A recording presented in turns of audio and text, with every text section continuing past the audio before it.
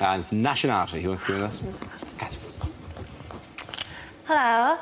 I'm of mixed heritage, actually. I talk like a Canadian, but I tolerate my partner's drinking like an Irish girl.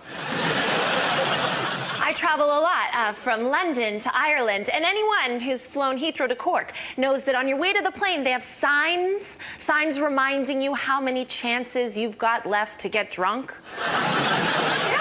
They're like 6 licensed shops, 2 shops, 1 shop. It's like, what? Before I board an aircraft filled with wine to get to the land of Guinness? And the final shop is right at the gate. And in that shop, there's a sign that says, no ID, no sale. And I'm like, this is an international airport. How about no ID? How'd you get on the plane? It is in the boarding lounge, If a terrorist manages to sneak through levels of security at the world's busiest international airport, give him a pint. Thank you very much, Catherine. OK, that leaves us with Milton. Let's see what you've been left with, Milton. Let's spin the wheel. Transport is the topic.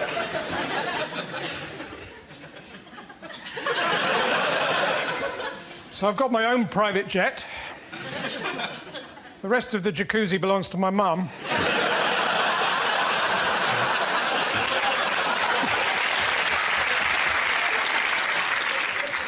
If you've got a sat-nav, don't put the name of the company you're visiting into it.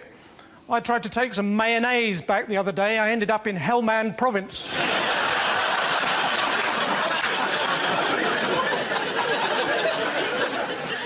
I mean, I've got a car, but there's nothing I like better than making a bonfire on the passenger seat. Driving up and down, opening and shutting the electric sunroof and pretending to be a steam train. My uncle, he was a taxi driver, but then one day he left home without any indication.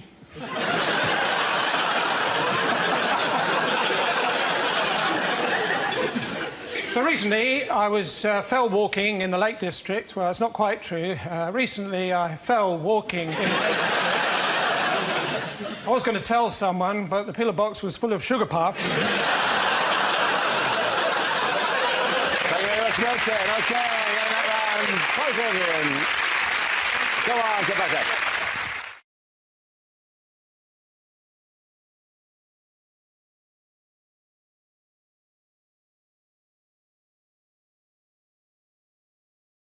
OK, so that leaves Nish. Let's see what your topic is. Let's spin the wheel. The topic is race. I'll take this one, Reece. Difficult and interesting time to be a non-white person living in Britain right now. But I think things are improving, especially to be a non-white comedian. Because 10 years ago, I got some advice from a former agent. She said, Nish, you should stop mentioning on stage that you're not white. And I was like, people are gonna know. I'm not exactly flying under the radar race-wise here. So a couple of weeks later, I got offered an audition in a sitcom. Now, that part required me to do what was cheerfully referred to in the script as the accent, right? Weren't talking about French, were they? Now, when that came in, I said, there's absolutely no way that I'm going to do that. It's cheap, it's Uncle Tom, it's selling out my entire cultural heritage. And she said, this is the problem with you, Nish. You take too high-minded approach. You'll never be successful in comedy because you will never do comedy that relates to the man in the factory. And when she said that, I said, I don't really relate to your paradigm of the man in the factory. I think what you're trying to say is that I should appeal to as high a percentage of the British population as possible. But in the 80s, we shifted from a manufacturing to a service-based economy. So actually, if you wanted to talk about most of the British public, what you should have said is the man who works in the shop or the man who works in a hotel. And she said, I mean, this is exactly what I'm talking about. Thank you very much, Nish. Points in the round go to Reece James. Come back.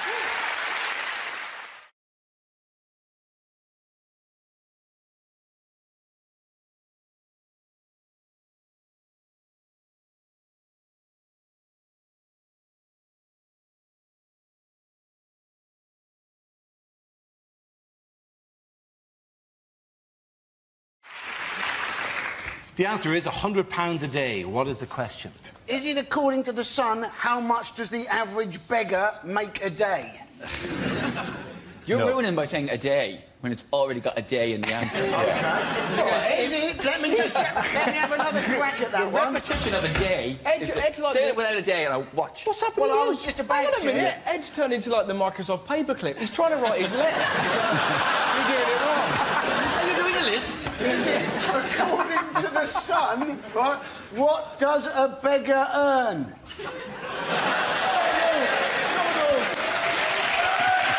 But we are apparently in the middle of a countryside crime wave. Have you seen this? If I lived in the country, I'd be delighted if someone did a crime, because I'd be bored out of my mind. Thank God you've turned up with a shotgun to steal my rhubarb. Could you kill me on the way out? Some bloke sold rhubarb from an allotment. You have to tag it. Just Why don't they tag it? Imagine the phone call. Just some deranged. They've taken it. It's gone. My prize-winning marrow. Is there no God? You have. Surely you you have could to just feel put so- rhubarb down his sleeves and then go. Had I been there, you can't ever feel sorry for the. That's the lowest rung of criminality, isn't it? Do you know what I mean? Finish. Just. I'm gonna kill myself here. Beautiful. Vintage mock the week. He brought up the subject just so someone else could do a joke on it. Surely he might have been working towards a punchline. You ignorant.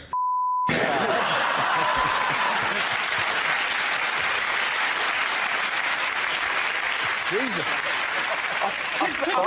Could we get a higher chair for the joke umpire? I have a feeling the Microsoft paperclip's taken some cocaine. But... That'd be great. Little animation of the camera go. Good, yes. That's a really good letter. The point I was going to make is, surely, right, fellas, but surely, if you're a bank robber, you're sexy, you're dangerous, you can get diamonds for your lover. If you steal from allotments, what hope have you got, you know? You've got dirt underneath your fingernails. All you have to offer is broccoli. You know? Hey, a woman who's going to have sex for broccoli is going to be dirty. I was wondering if one of the reasons they were trying to steal... Wouldn't that be... Hang on, sorry to interrupt you, Andy, but wouldn't that be the...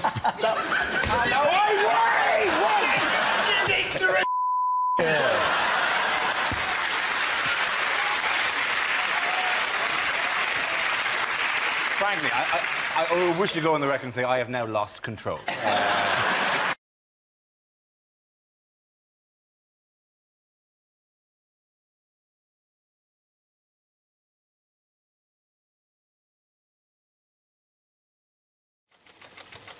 First topic is pensioners.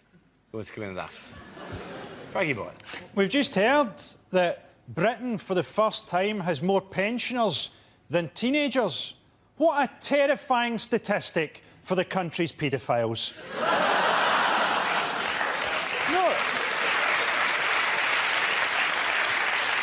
No wonder Gary Glitter didn't want to come back.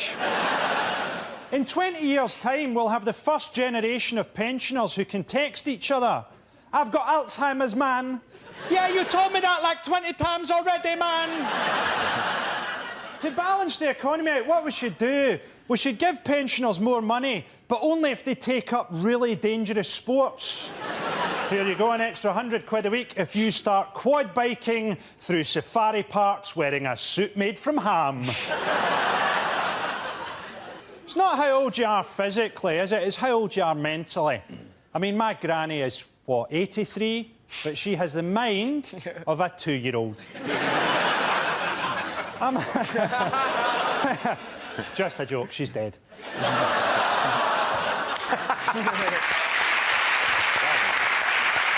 OK, let's spin the wheel again. Subject is young people.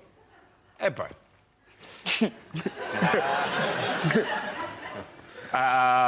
Young people, they're very scary, aren't they? I remember being scared of young people when I was young. But when I'm grown up, I'll be bigger than them and I won't be scared of them anymore. And then they armed themselves, which I felt really unfair. I'm not scared of, like, goths or emos, which is kind of a shame, because goths make more of an effort to look scary.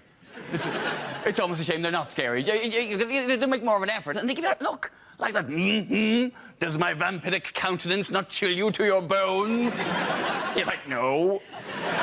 I could send one hoodie in there, it'd be like a dog worrying sheep. Don't annoy me. Getting stepped to by an emo. You're an emo, for God's sake. I think between the two of us, we both know who you're most likely to harm. Well done, Byrne. OK, that leaves us with Stuart and Russell. Let's spin the wheel. And the topic is relationships. Who wants to come in that? Russell. Britain, I have sexual advice for you. That's right. When I was 18, I used food in the bedroom. Now, don't ever do it. It didn't go well, right? I used Rolo yogurt. And rather than tell... Yeah, exactly, right? Rather than tell my then-girlfriend what I had planned, I pretty much waited for her like some hideous yogurt goblin, right? Now, I doubt there's anything more terrifying than coming home to find me naked, holding yogurt, going, yeah, right? And I panicked, and rather than putting a little bit on, I pretty much basted her, right? By the time I'd finished, she looked a bit like Morph. You're sat there. I created an angry meal. You don't know where to start licking. You don't want to lick randomly, then she looks like she's got an illness. So, I did foot up to knee. That took me an hour. And hours, I was just... She looked like an angry gingerbread lady who'd had her leg dipped in Tippex, right? It didn't end there. I was like, I can't help you. The door opened, one of my dogs ran in and started licking the other leg. Never use food in the bedroom. Thank you very much, Russell Howard. So that leaves us with Stuart. Let's have a look at the last topic then. And the topic is family. Stuart. Before I rock the microphone, I want to I want to dedicate my performance to my father, who was a roofer. So, Dad, if you're up there.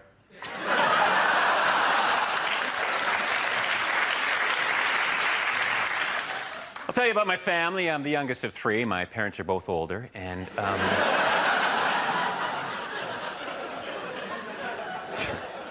have mixed-race parents. My father prefers the 100 meters, and my mother's Pakistani.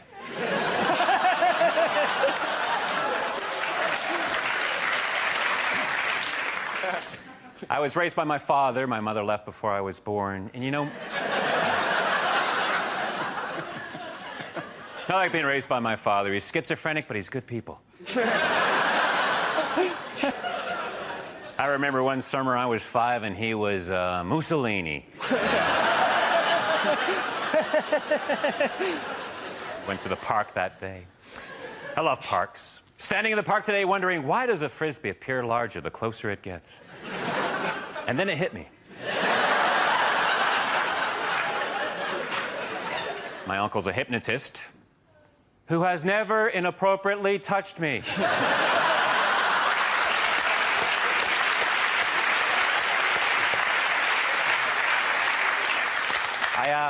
I have to leave now. I'm a member of Overactors Anonymous, and we have an Overactors Anonymous meeting that starts in...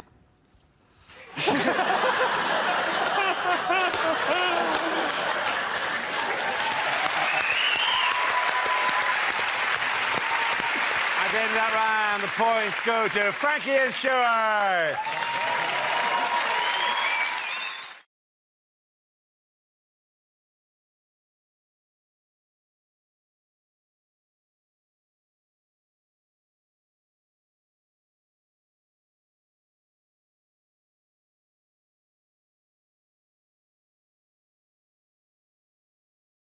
The next topic is unlikely things to read on a medical label.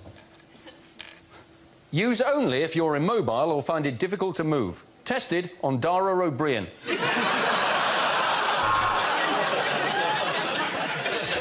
Anti-diarrhea medicine. In an emergency, shove the bottle up your arse. As recommended by Michael Jackson.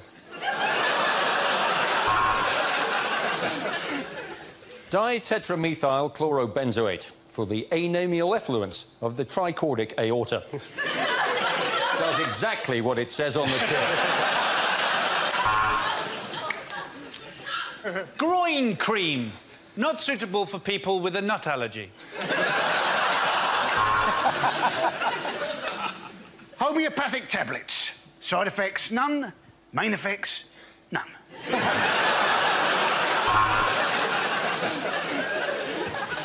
Embarrassed using anusol? Why not try this? Arse crack soothe. Do not eat dairy. Otherwise, we will have nowhere to milk the cows.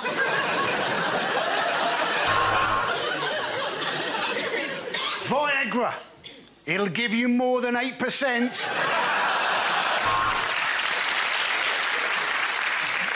Contains placebox and made it up a lin.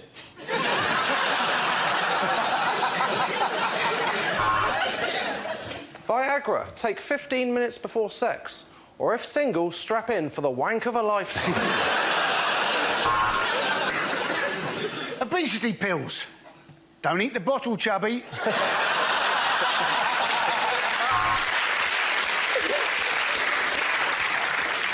Keep out of reach of children. Not the tablets, you.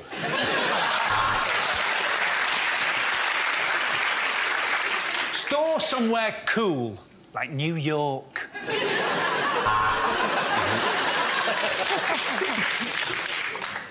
Pregnancy test. Pick up your daughter's boyfriend and shout, "Was it you?" The end of that round, the point's going to Christian Milton.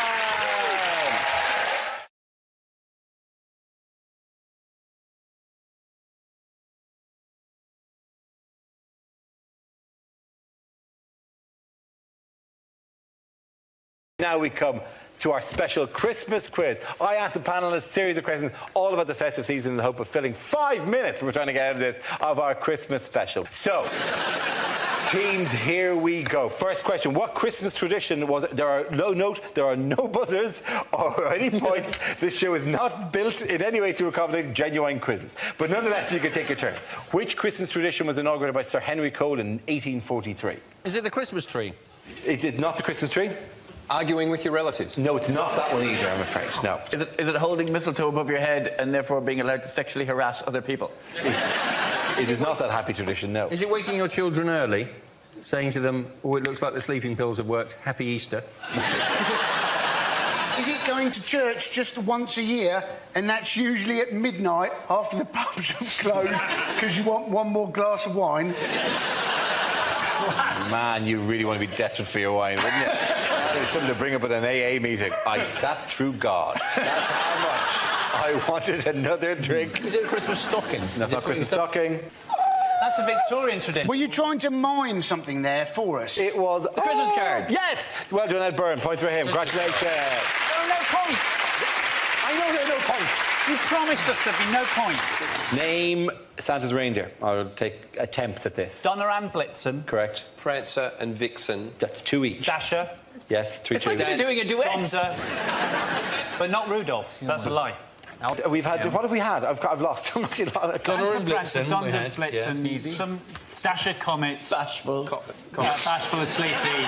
Doc and Vixen. If one's called Comet, one's going to be called Curry's. Or Dasher, Dancer, Prancer, Comet, Vixen, Cupid.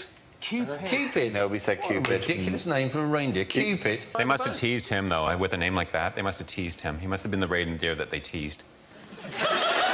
Reindeer are notoriously shallow, in fairness. If the story about Rudolph is anything to go by, reindeer are ridiculously shallow. And they will make fun and they will slag you off until you get a job with Santa, and then they will all love you. The last line of that song should actually be, and then Rudolph turned around at them and said, "Well, fuck yous, I'm with Santa now."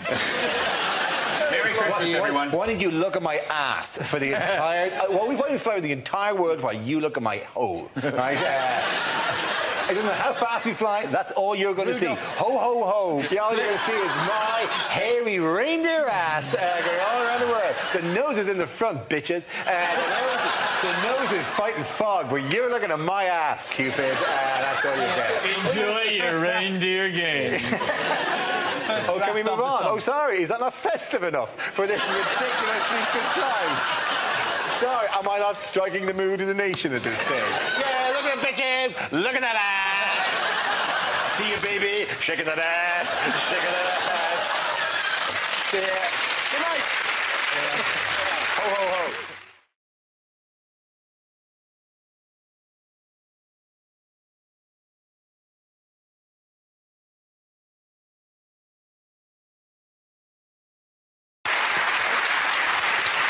We start with a round called Picture of the Week. I show the panel a topical image and ask them to tell me what's happening. Here's a picture of the new Labour leader, Jeremy Corbyn. So what's going on here? Has he been sleeping in the bin on the right? The idea it could be the oldest delivery boy in the world still hasn't figured out how to hold a pizza correctly. I suspect he's dressed up for his first meeting with the Queen.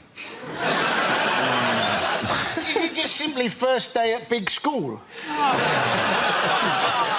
Is it breaking news? Marks and Spencer's merger with Sports Direct. I think possibly it's page 3 of the Socialist Worker. I'm glad you told me that was Jeremy Corbyn. For a second, I was worried that's what Charlie Brown looks like now.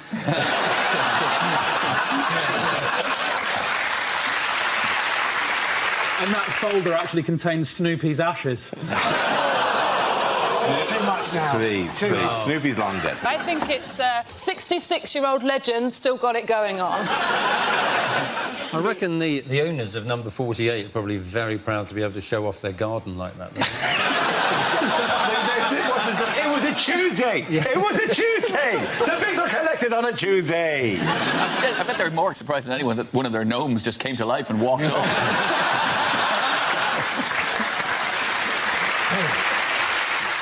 Is he such a dedicated socialist that he refuses to look to the right, even then that's the direction he is in fact looking? Are you saying that? Well, ultimately, I'm sorry, we were all born bad T-shirts and shorts. It's just socks with the trainers is the only genuinely offensive thing there. Yeah, and not using cocoa butter. And not using cocoa butter. Yeah, he's a 66-year-old man. I think so. There's no age restriction on cocoa butter. I'm really 55. It is Jeremy Corbyn who's elected leader of the Labour Party on Saturday, winning a landslide majority of 59.5% of the vote. So how are we enjoying the new era under Corbyn? It's exciting. It's really exciting. I'm so happy, and I'm not going to let you guys ruin it for me. I'm not going to. And that's reasonable, isn't it? Because, I mean, there's nothing weird about Jeremy Corbyn at all, is it? But he's right there, isn't he? Because in an era of identikit politicians, it is about time we had a leader of a major party who looks like he should be advertising canal boat holidays. No, I'm not surprised that he won. I'm not surprised that he won by such a large majority. Like, he got so many votes. Like, even the organisers of the Qatar World Cup were going, how the hell do you do that? His first congratulation call was from Sepp Blatter, actually. I feel really sorry for him, because even though he's actually won this, people in Labour don't even seem to like him. And I think it's because he is so good. Like, he's a saint. He's so pure. He's so principled. He collects pictures of drain covers. OK, is that a thing? He is the nerd of the nerds. And obviously he's not the only MP who's got a large collection of pictures of manholes, but he's...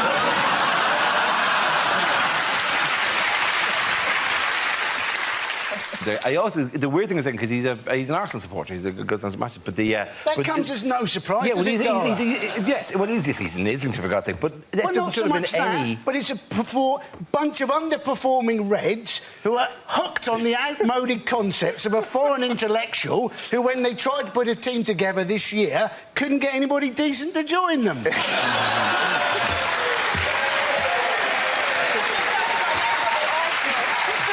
That is some weapons-grade analogy there. No, it's I mean, how did Cameron react? Did you see the Cameron's reaction to it? Security is the key word. There's a lot about security. He sent out this tweet. In fact, no one sent out this exact tweet, but it came from the Labour Party is now a threat to our national security, our economic security, and your family's security. Not my family. My family are fine. We live in a big house with 2 policemen outside the front. But your family, where are they now? Do you think that for a second? Look around. Can you see them? No, I can't see them either. He's climbed in the window and stolen them. That's what he's doing. Your family are gone, my friend, and I have a unique set of skills to return my family. I will, whatever Liam Neeson does. You see that tweet, and then you see a picture of Jeremy Corbyn, supposedly the most dangerous man in Britain. This is the man who's a 66-year-old beige pensioner who's a pacifist vegan cyclist. The most dangerous man in Britain. He's in trouble if there's a lorry turning left and he hasn't had his B12 supplement. Do you think the subtext is that the Labour Party is now a threat to our national security, economic security and your family security because now they've become completely unelectable? We Tories are going to go hog wild on this country! It feels like Cameron's got the Labour Party mixed up with the bad guys from Transformers. Who are the bad guys in Transformers? The Decepticons. Hey.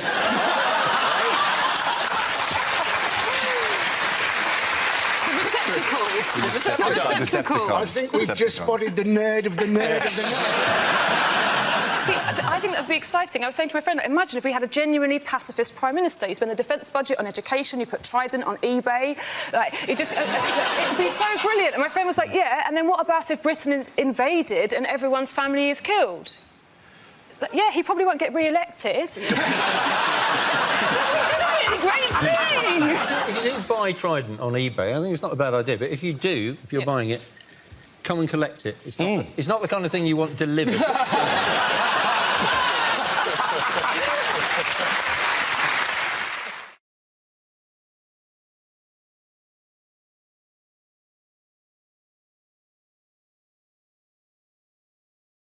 Things you didn't hear at the Olympics.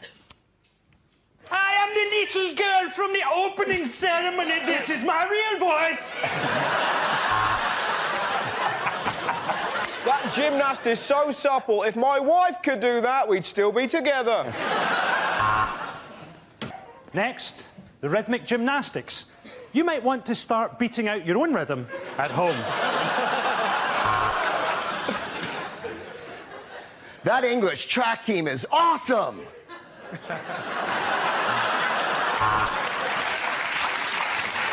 And it's gold for Ireland!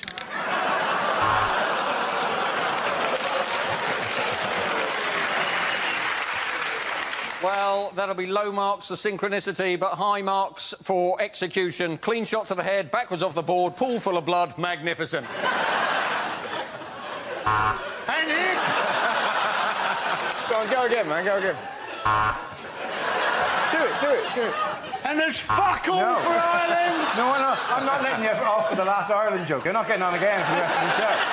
You are not doing another one for the rest of the show, all right? You've just been Oh, let's look at the clock. It's more interesting than the show jumping. The one thing we're all thinking during the Olympics, doesn't Claire Balding look like Eddie Izzard? Nobody can touch this Russian gymnast except their coach and their uncle. And here comes... Well, what a morning. We've got medals in the Yingling, Tiddly and Po. Chinese athlete with number 36 in his chest. That means he's a chicken chow mein.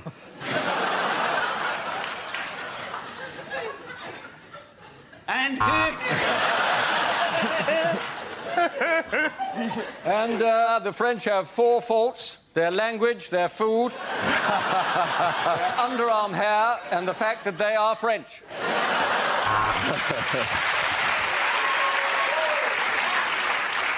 A surprise in the canoeing, where the British athlete has gone missing. It was after I heard the buzzer that I realised there was one thing I hadn't heard at the Olympics, right, was fuck it. The end of that round, the points go to Frankie, Hugh and Greg.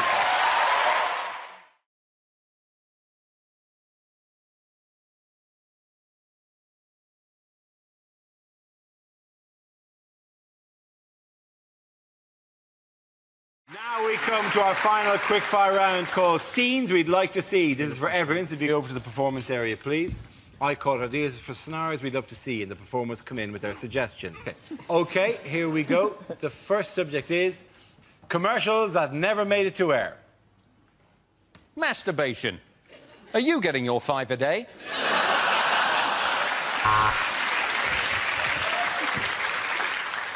Worried about bankruptcy? Then why not paddle your canoe into the middle of the ocean? Lidl's own brand shampoo, because you're worthless.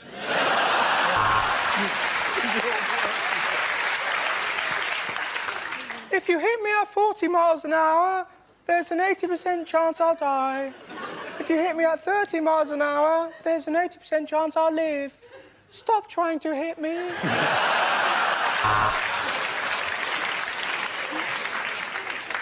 Poor and too lazy to cook. That's why mums shop at Iceland.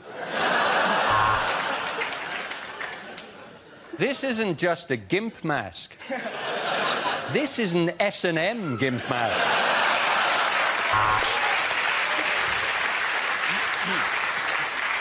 Do your knickers feel uncomfortable on? Try Bacardi Breezy. You find flying boring? Fly Qantas, you might die.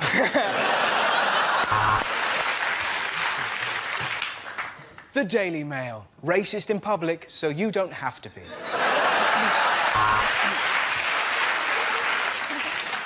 I'm Fern Britton, and this machine took 2 stone off me. It's a bacon slicer.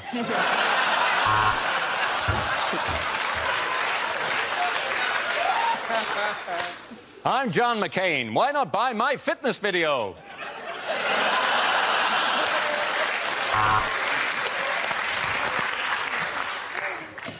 Are you thinking of drinking and driving? Remember, the M20 is surprisingly quiet on a Saturday night.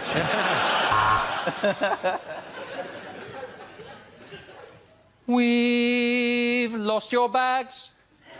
We've lost your bags. Dee dee dee dee dee dee dee dee dee.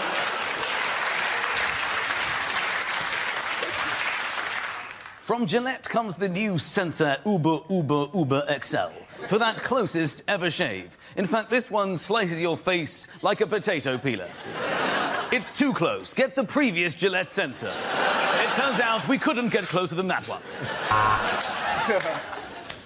31 million names on 3 great discs. Her Majesty's Revenue and Customs. Now that's what I call a monumental cock-up, Volume 1.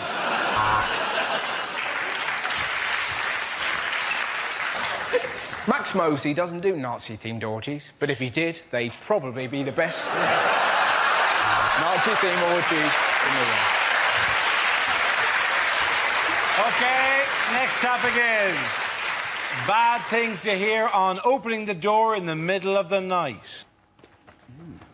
Hello, I'm Dara O'Brien. I'd like to talk to you about Mock the Week.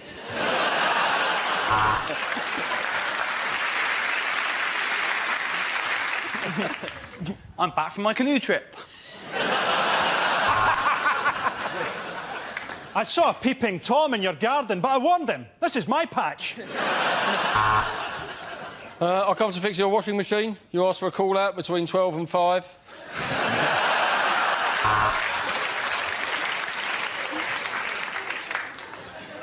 Hello, I'm afraid my cock is stuck in your letterbox.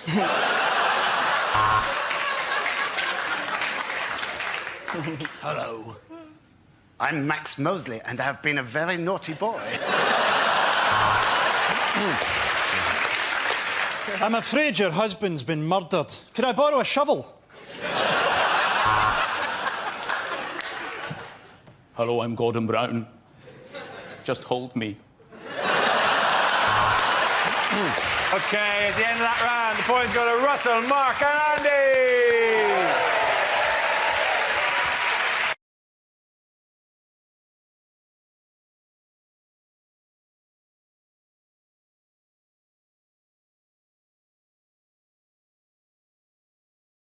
OK, here we go. The first subject is unlikely film trailers. Referendum 2. We'll keep doing it until we get the result we like.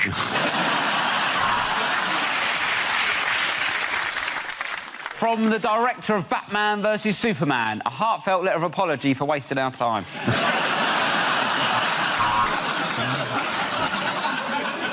Tantric Sex, the movie. Not coming soon. The new all-female Ghostbusters. The CGI looks amazing because we saved 30% on actors' wages.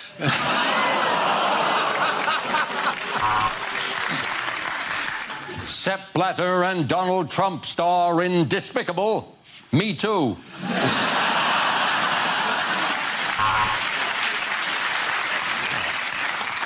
Thanks to an unfortunate typo, it's the most one-sided action film ever. Allen versus Predator. Just when you thought the service couldn't be any more appalling, Southern Rail present Snakes on a Train.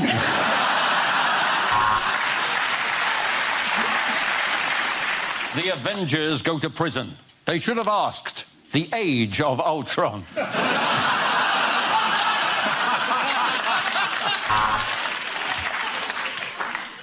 The greatest trick the devil ever played was charging £9 for Fanta and popcorn. It's a fucking lot, isn't it?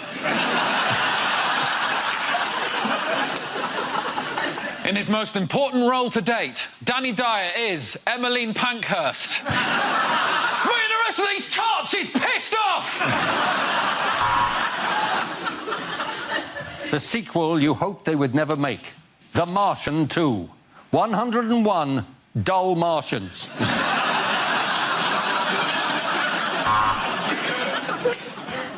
One man stands alone.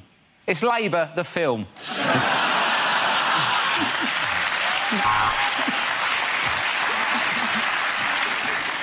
It's the autoerotic asphyxiation thriller, Die Hard.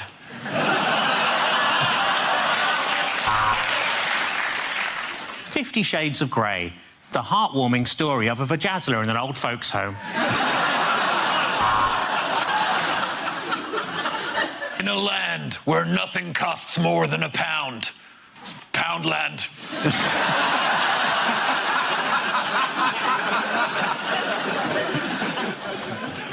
Referendum 4.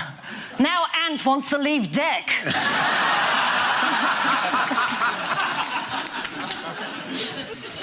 Michael Gove is David Cameron's best buddy in Quentin Tarantino's The Hateful Mate.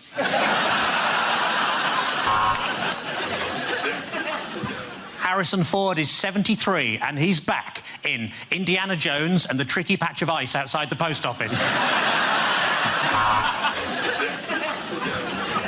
In a world where they only sell PCs. It's PC world.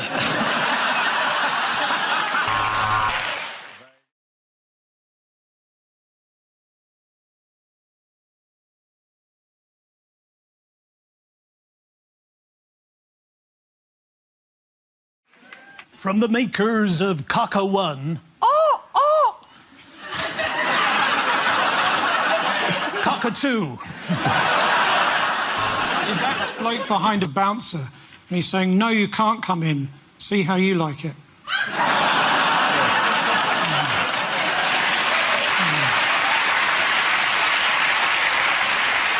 He's saying, apart from the door frame and this coffee mug, is there super glue anywhere else?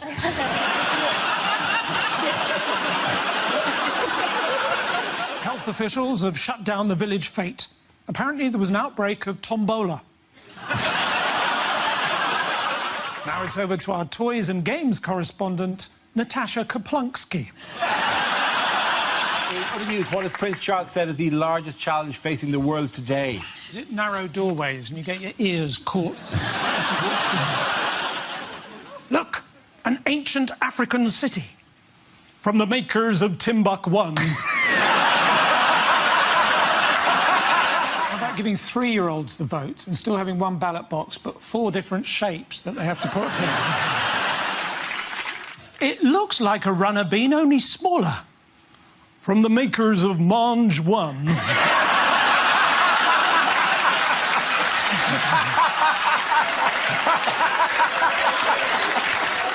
What I didn't understand about the Scottish election thing was, if the Scottish didn't want to be part of Great Britain, where were they going to live?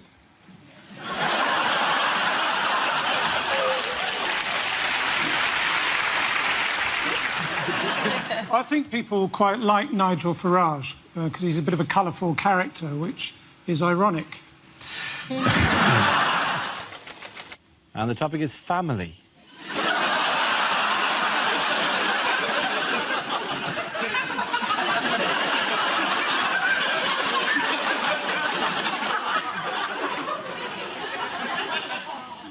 My uncle, he was a cruel man. He knew we lived in a bungalow, yet every year for Christmas we always got a slinky.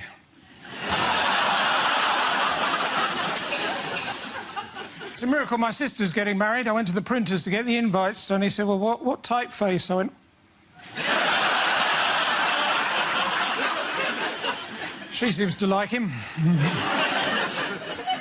My grandfather, during the war, he broke the Enigma code machine. Then he went AWOL. Well, it's not quite true. Then he became an owl. My grandmother, she's been talking about downsizing, and now she's in a little urn.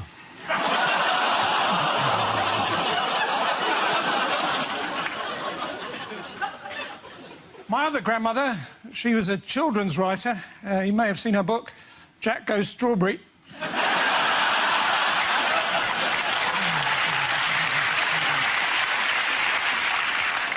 I haven't always been popular with my family as a vegan.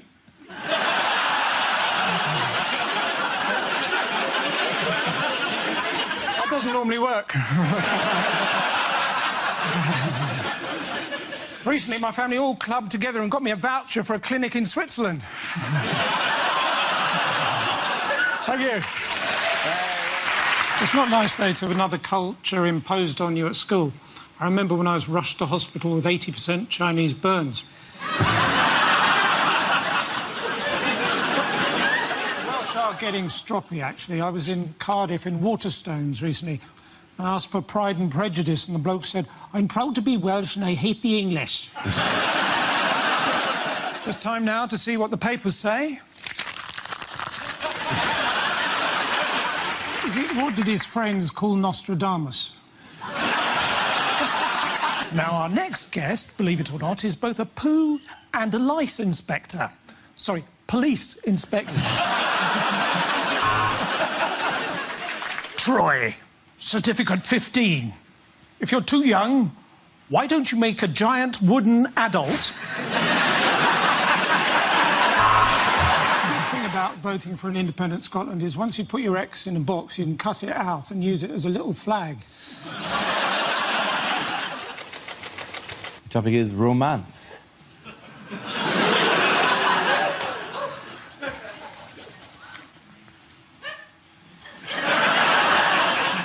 I met my wife on the net. We were both rubbish trapeze artists.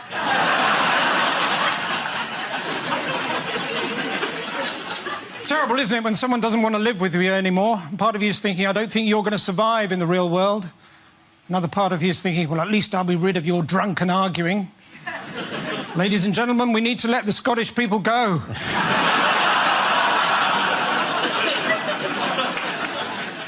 Any Scottish people here? You can go.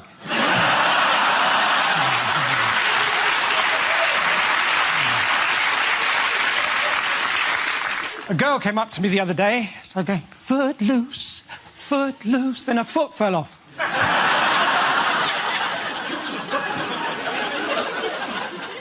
I tried to impress a girl once by putting my foot down on the pedal. Turns out she'd seen a bin open like that before.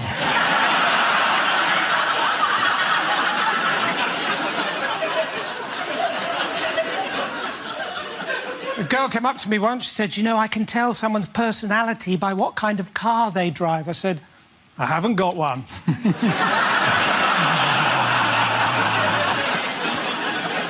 So, lads, do you ever get given a job to do and you deliberately do it really, really badly so you never get given that job again? I mean, I hardly know CPR anyway.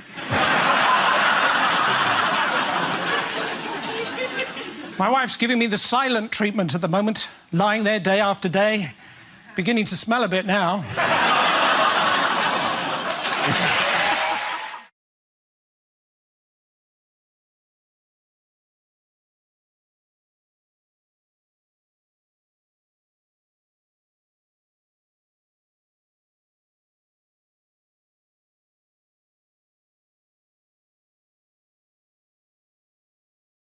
Now we come to scenes we'd like to see, so if everyone can make their way over to the performance area, I'll read out this week's topics, and then we'll see what our panellists can come up with.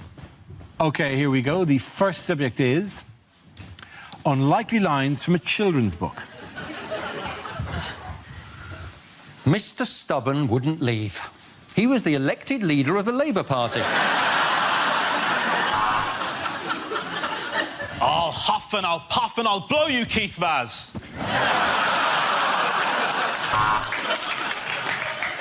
As Noddy looked at his new friends, Rampant Rabbit and Linda the Love Egg, he realised he was in a very different kind of toy town. And all the animals of Buttercup Farm celebrated because Percy Pig was going to the slaughterhouse and they never had to listen to that whiny little bastard again.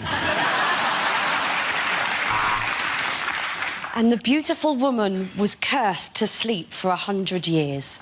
And that's your defence, is it, Mr. Cosby? She didn't do it. Don't boo her. I'm Paddington Bear from Peru, said Paddington. And if you show me where the toilet is, I'll poo out this condom of cocaine.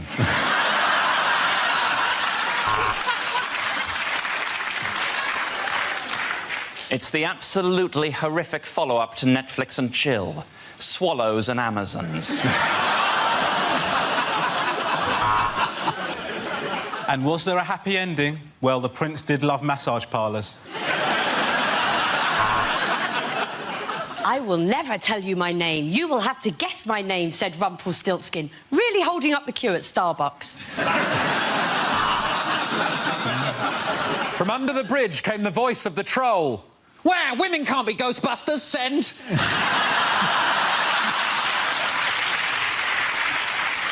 Every day, Jack and Jill have to walk up a hill to fetch just one pail of water.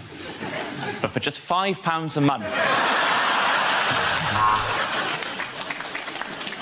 Oh, it wasn't a giant peach after all, thought James, as he watched the big friendly giant put on his swimming trunks.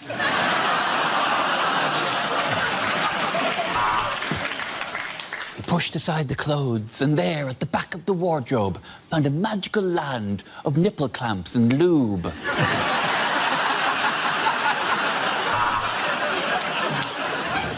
There's an Indian in the cupboard. I think he's hiding from UKIP. Oh, well, come on, I've been in this cupboard for bloody ages. OK, the next topic is things you wouldn't hear on a quiz show. You've already used your 50-50 to narrow down the options to A, in, or B, out. Mr. Cameron, are you sure you want to ask the audience?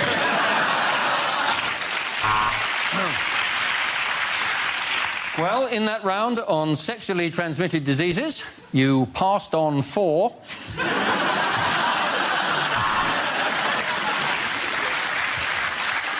We asked you for things that start with an E. You said, a great night out with the lads.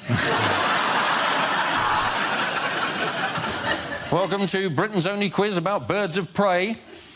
Fingers on buzzards, please.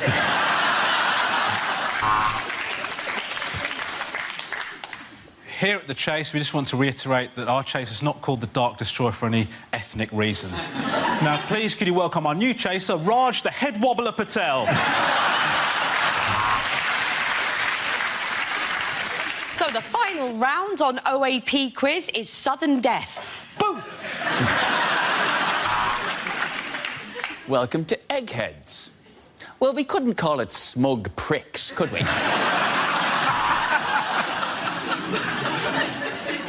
Welcome to Tipping Point, for people who are too thick to follow the chase. Name, Keith Vaz. I mean, Jim. Occupation, MP. I mean, washing machine salesman.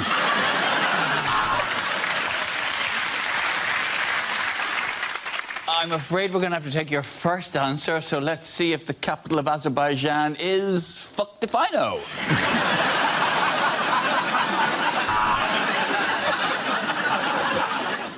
Is that your final answer? I'll marry someone else then.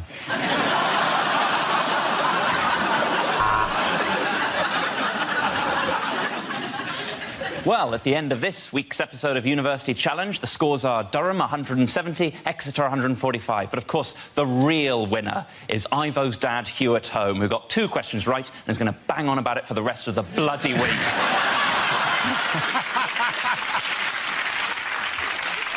Well, we've given the contestants their meth and sent them to Hampton Court. Welcome to the Crystal Maze.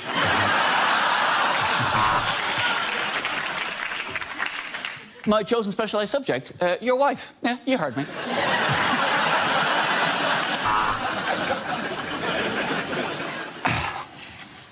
I've started, so I'll finish.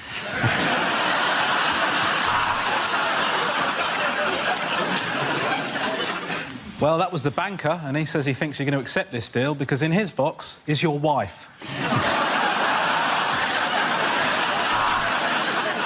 Well, today it's Kelly Brook and Joey Essex versus Stevens, Hawking and Fry. This is fucking pointless. At the end of that round, the points go to rubbish, Ed and Ivo!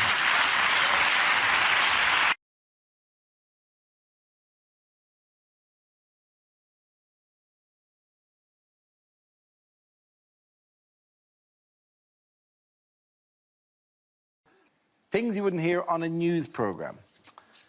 Scientists say it could save the corporation millions, but the question still remains, can the robot be taught to press the buzzer?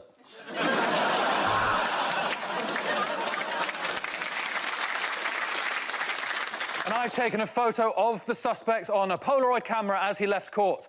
More on this story as it develops. Now, in a video which some viewers may find disturbing, Jacob Rees-Mogg attempts small talk with a woman.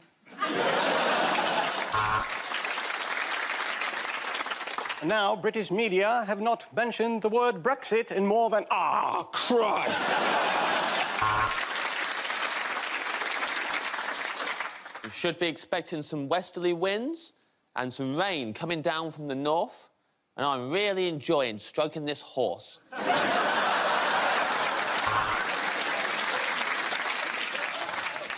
Well, I'm not sure he's in the right job. The diplomatic correspondent has just told me to fuck off.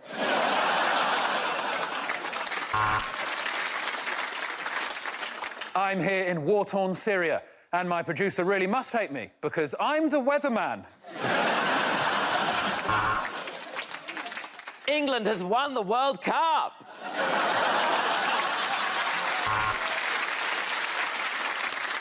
Iceland, the country, have now sued Iceland, the supermarket, and had all its assets frozen. Thank you.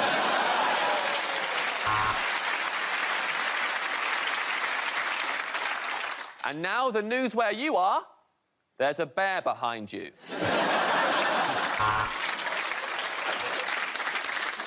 So let's find out what's happening in your area, which can't be all that important, otherwise it would have made the main show. The poverty here is appalling, which is why I'm moving to ITV.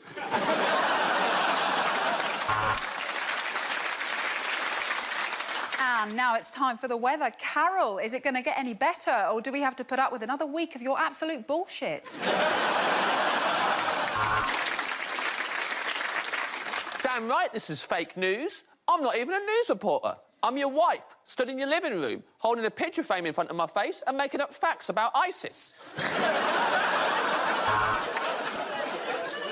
It's 6 o'clock, and you know what that means? It's time for frickin' news! Give me all the stories, frickin' sexy news, boy, sexy sex with me, Hugh Edwards.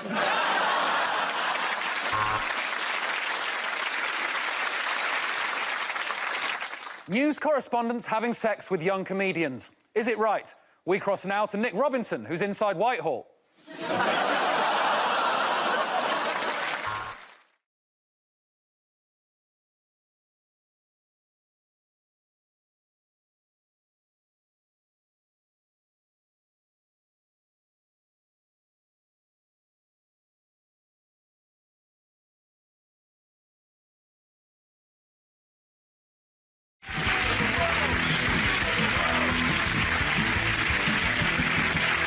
We start with a round called it This Is the Answer. What is the question? On the board are 6 categories. Fred, which category would you like? World news, please, Dana. OK, your category is world news. The answer is 1/5. What's the question? How much of a Boris Johnson speech is not, well, I say, boss? Unlikely things for a sports commentator to say. So, Boris Johnson, are you enjoying the Olympics? Oh, I'm terribly sorry. Claire Balding, are you enjoying the Olympics? Politics. Who wants to come in on that? Andy. All right, so it's been a pretty amazing time for black people in politics. There's a lot of black women who are becoming movers and shakers in politics. We've got Una King going up for Labour candidacy for the mayoral election. We've got Diane Abbott. She's got 33 nominations. She's going up for Labour leadership. Doesn't stand a chance. But good luck to you. And, of course, we've got Floella Benjamin is in the House of Lords. Now, I know what you're thinking. How the hell did she get in there? Like, through the round window?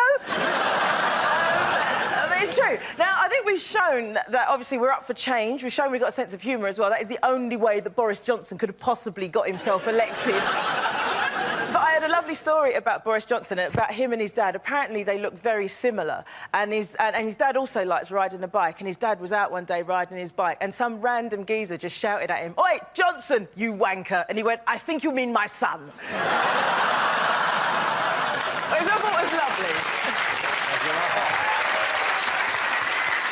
According to a recent poll, how far ahead is the Leave campaign in the European referendum? A recent YouGov poll showed that the Leave campaign is ahead by 4%, although there is no clear consensus. And a poll from ORB has shown that Remain is 1% ahead. It's an exciting campaign, though. Are we all enjoying it? Oh, God. Loving it. Some people say that the polls can't be trusted, which tells you how they're going to vote. I don't know how you could look to a poll this area, because you truly ring somebody's doorbell and you open it and then you go, "Are you in or out?" And they go, "Well, I'm clearly in." I think it's not had a great PR campaign behind it, has it? Because Brexit's a terrible name. It sounds like cereal you have when you're constipated.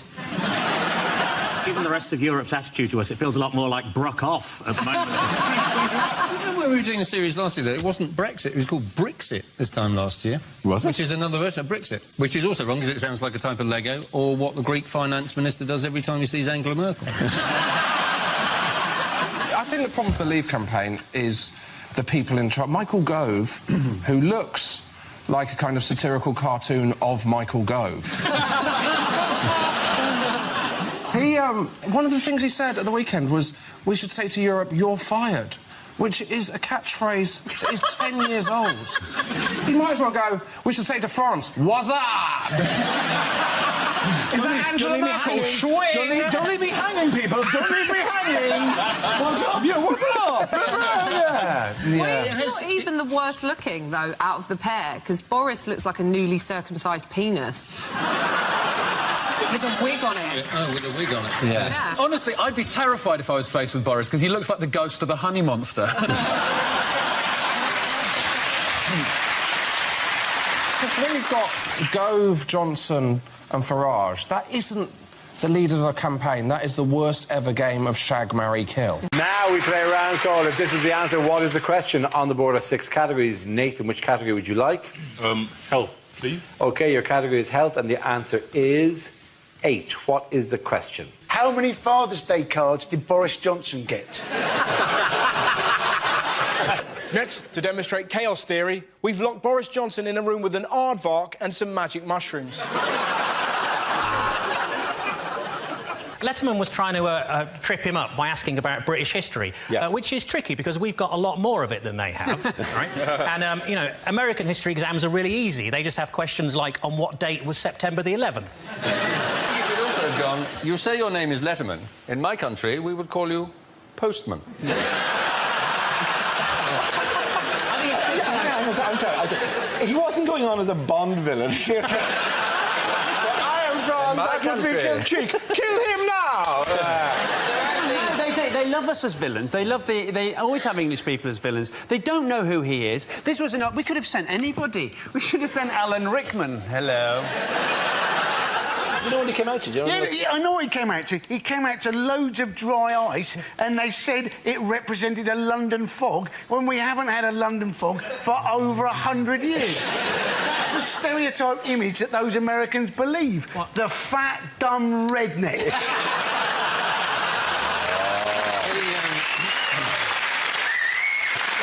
The closest we've currently got to a London fog is Boris Johnson at the moment.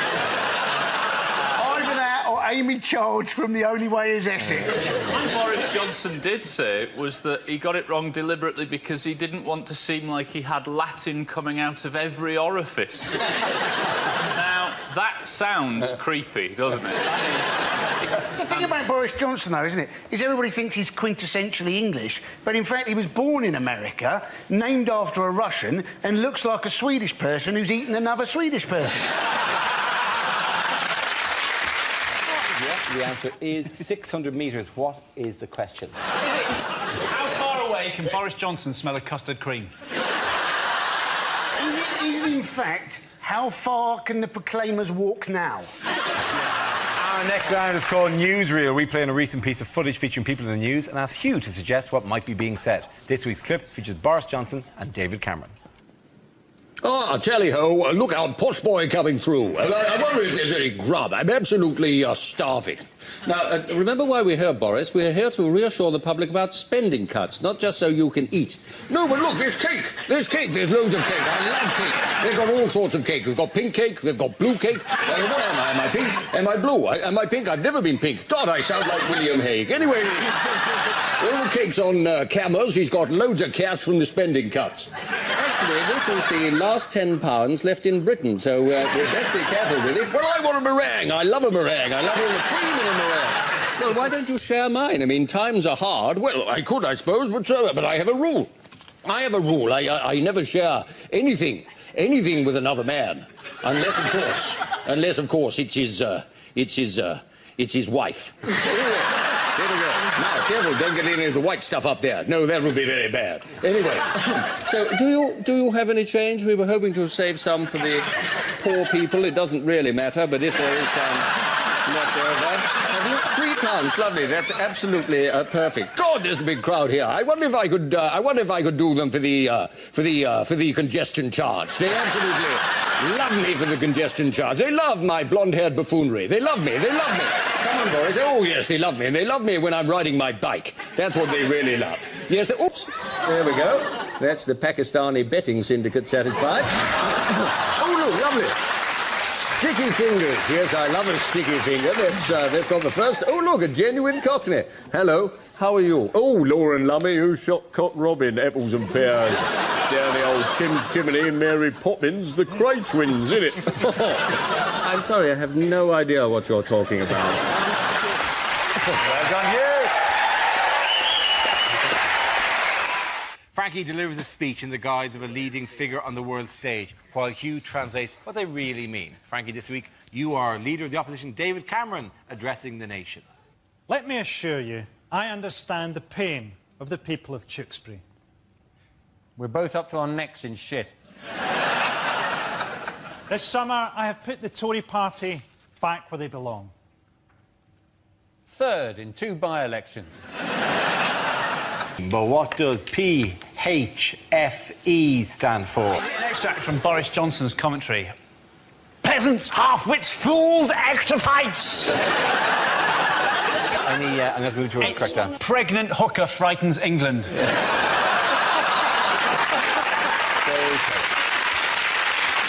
Boris Johnson will make a great mayor. He has a lot in common with London's first mayor. He's a dick. I have taken steps to ensure that I will be the next Prime Minister of this great country. Dear Jimmy.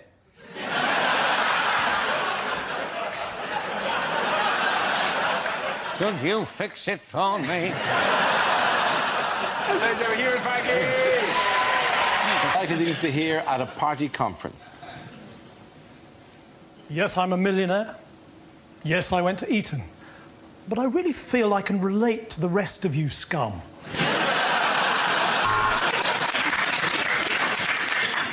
My name's Dave, like the TV channel.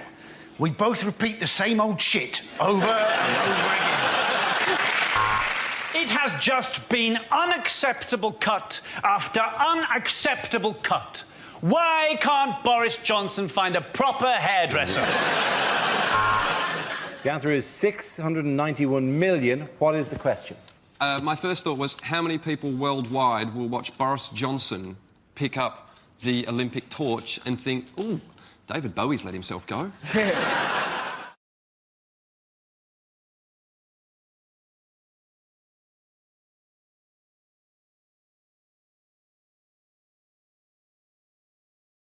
Start with a round call. If this is the answer, what is the question? On the board are 6 categories. Zoe, which category would you like? Politics, please. OK, your category is politics. The answer is 50%. What is the question? What is the name of 50 Cent's mathematician brother? Is it what does Heather Mills save on IMAC? What is the most you'll have to pay for a sofa at DFS? What is a bad answer to the phrase, how much do you love me? Is it the percentage of Ant and Dec that is forehead? Is it you're a 19-year-old Glaswegian male, how much of your life is left? Is it if I entered an orgy covered in Marmite, what would be my success rate? But to be honest, I always find that when people say, oh, I'm a Marmite kind of person, people either love me or hate me. They're always people that everybody hates. Is it how much of Silvio Berlusconi is made of oil? Is it what percentage of the population, rather than a TV debate, would like to see Cameron and Brown have a cage fight? I would love to see that. So would I. Yeah. Who would win that? I would imagine Brown. Yeah, Brown. He's got moves. Yeah. He's also got that dislocatable jaw. Yeah, he can actually swallow your whole. He could swallow you. He can actually take your jaw down. Imagine that. Wouldn't that be incredible? If Cameron ran towards you. Cameron's legs flapping. Is it what was the proportion of cats that died during the making of my ill-fated television pilot, Cat versus Bleach? It would be 100%, surely.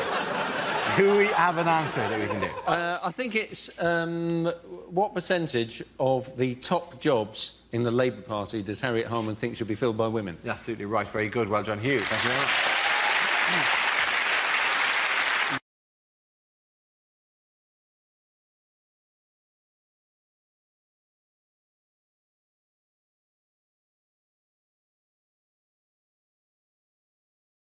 Our next round is called If This Is the Answer, What Is the Question? On the board are 6 categories. Nigel, which category would you like?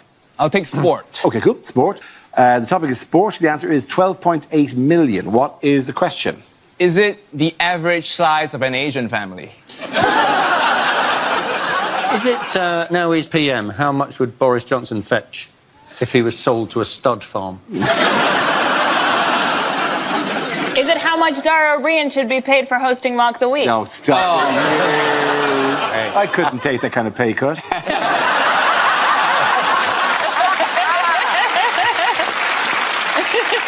My children need wine. Is it how many times when trying to buy alcohol have I had to say the phrase, would a 17-year-old have a nectar card?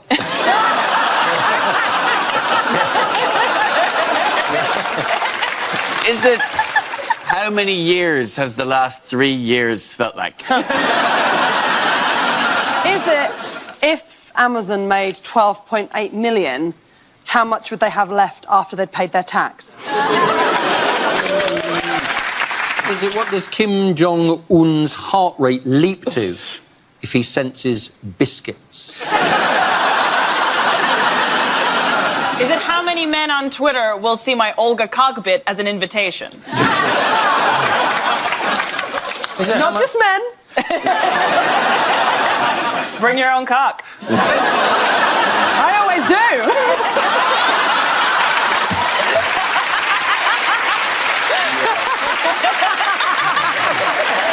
It's funny when she brings a cock. Yes, I bring the place I brought my cock and didn't get a laugh at all.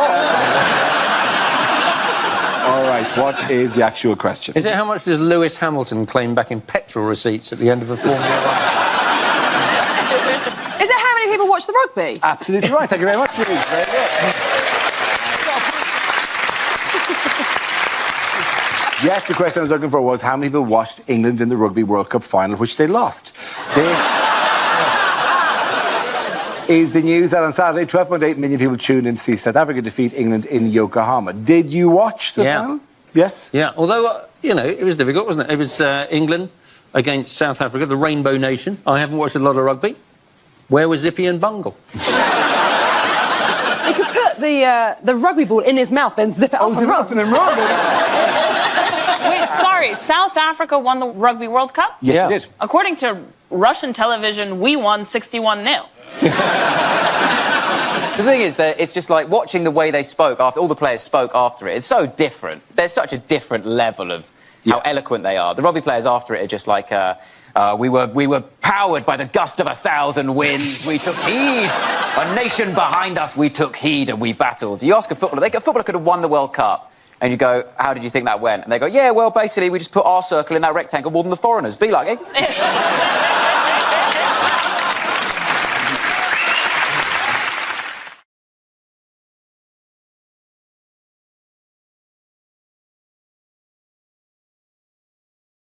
What have hospital patients been asked to rate?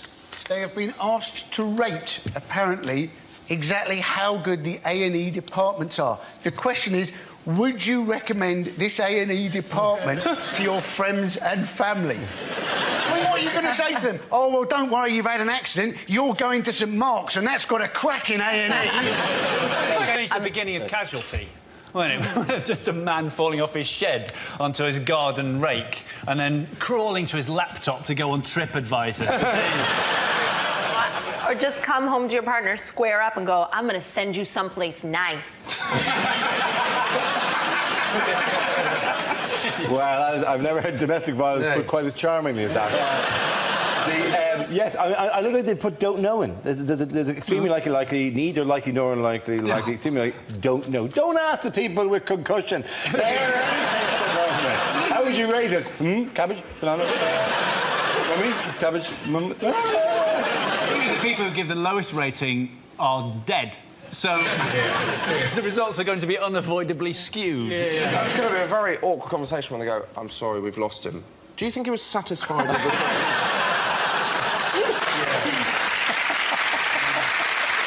Before he went, did he say whether he enjoyed the food? It's going to be the least accurate survey of all time. Don't ask people questions when they're in pain. And what's your name? Jesus! Another Jesus we've had a lot. They have quite confusing questions like, which hepatitis did the doctor fail to cure you of? Was it A?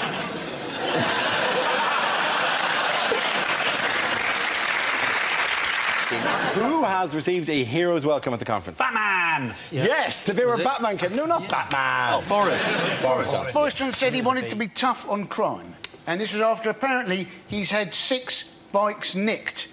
And you're wondering, has he really had 6 bikes nicked? Or 6 times he just hasn't got a clue where he, in fact, left them? What was the hero's welcome? What did they do for him? So they kind of clapped. It wasn't like they threw rose petals on it. They also gave him, like they give everyone at the Tory party conference, they gave him a 2-minute standing ovation. That's what they give absolutely everyone, whatever they've said. It makes perfect sense. It's 30 seconds of clapping and a minute and a half for most of them to stand up. You need a hat. I can do this. Come on.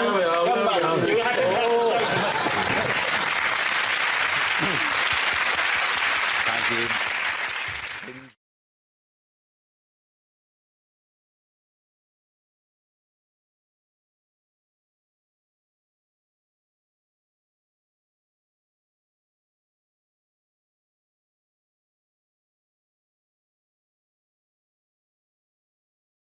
Unlikely letters to television channels. Dear Channel 5, your recent documentary on dyslexia was insightful and sensitive. Please show the boy with shit for brains again. As a terrorist, I've been watching Countdown with interest. It is rubbish. Nothing happens. Dear News 24, go to bed.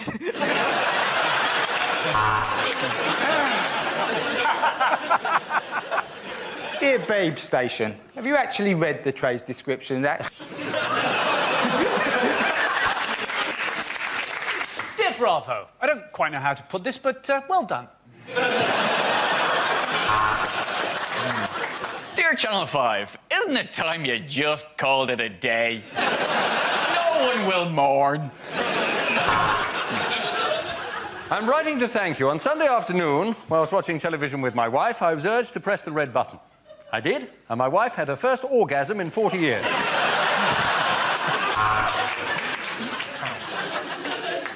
Dear Al Jazeera, please bring back your hit sitcom, Men Behaving Baghdadly.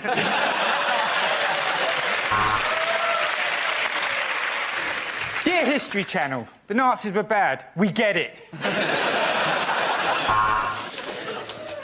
Dear Hallmark, roses are red, violets are blue, your cards are shit, and your channel is too.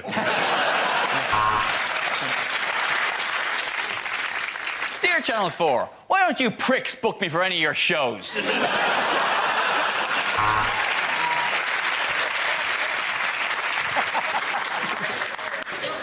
Dear Sky Sports -1, thank you for showing the Grand National. I won £100,000. Dear Points of View, who should I complain to if I think Points of View is shit?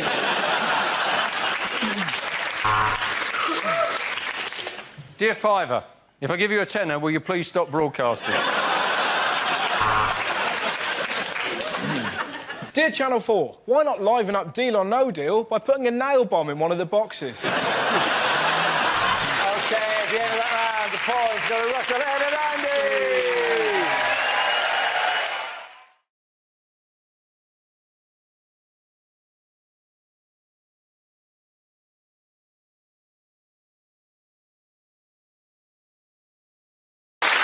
Now we come to scenes we'd like to see. So if everyone can make their way over to the performance area, I'll read out this week's topics and then we'll see what our panellists can come up with.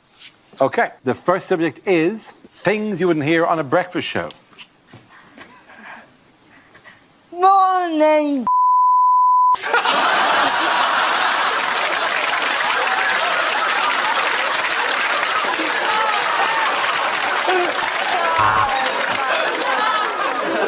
Just checking, this isn't live, is it?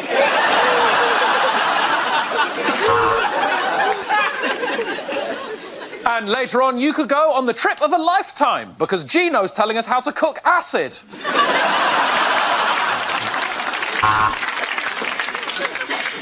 And coming up, we're speaking to 8-year-old coffee aficionado Jasper, who has just claimed the title for Britain's youngest wanker.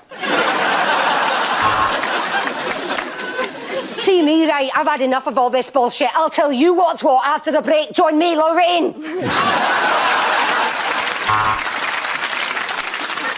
You're watching Good Morning Britain on ITV+1, so the clock in the corner's wrong and you're already late for work. Well, to hear more about the explosion in the opticians, let's go to the Flying Eye. A report's coming in of a major incident at the origami finals. More on that as it unfolds. And now for the 60-second news roundup. It's Rosie Jones. Hello. Goodbye.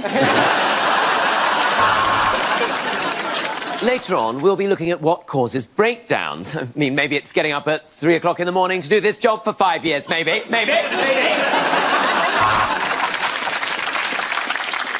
Today on the show, we're discussing sexism. Why is it that when a woman says she slept with loads of people, she is called a slag? But when I say that, I am called a liar.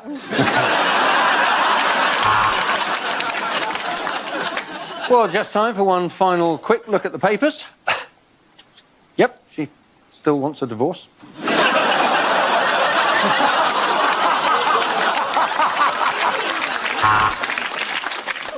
Piers. That's such a compassionate, well-articulated thought. And now let's find out what the weather's doing in your area. Or you could just pull back the curtain, David. I mean, do I have to do everything for you, for goodness sake? Travel news now. Chaos on the trains as one of the lubed-up passengers has fired out the window.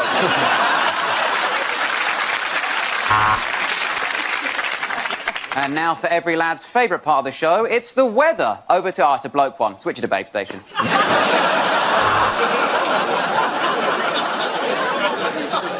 Well, it's backing up at junction 2, but don't worry, I'll get a poo in the next break. OK, the next topic is unlikely lines from a Star Wars movie. Chewbacca did not die in vain. These Ugg boots are lovely.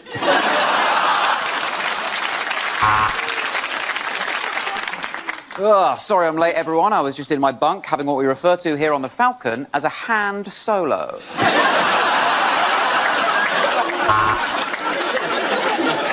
Yeah, give it a few minutes. It's an energy-saving lightsaber.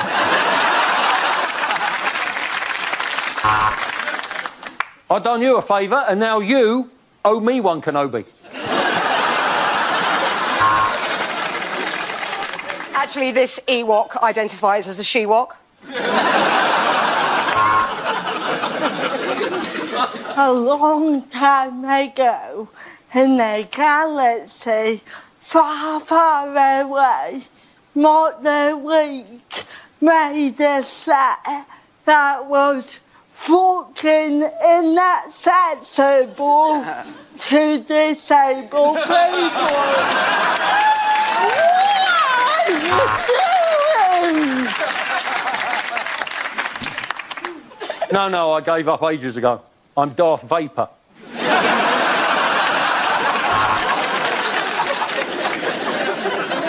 Speaking like this normal is not. Call me an ambulance. Having a stroke I am.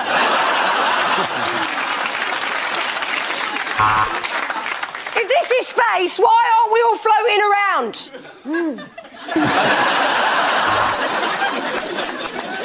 It is the War of the Clones, or as I like to call it, Love Island.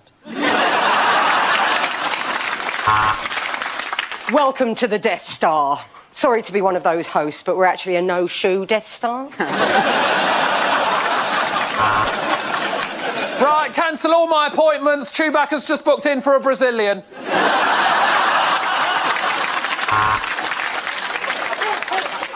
Oh, my God. Someone's doing a Jedi mind trick on me. I'm not in control of my hand. I think they're trying to send you a message.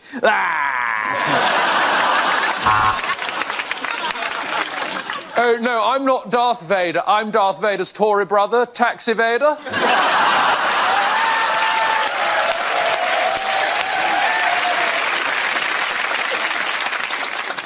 Oh, do we have to fight with lightsabers? It's just that no one looks good under strip lighting. That was Tom Allen with Jedi for the Straight Guy. At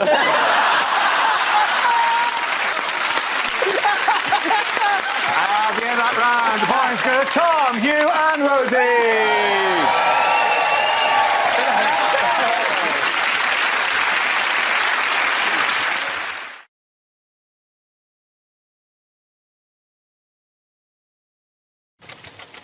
And somebody's music. We don't know much about Galileo. He was a poor boy from a poor family. I live in a grade 2 listed building, which of course means that everyone in it has to be quite good at the piano.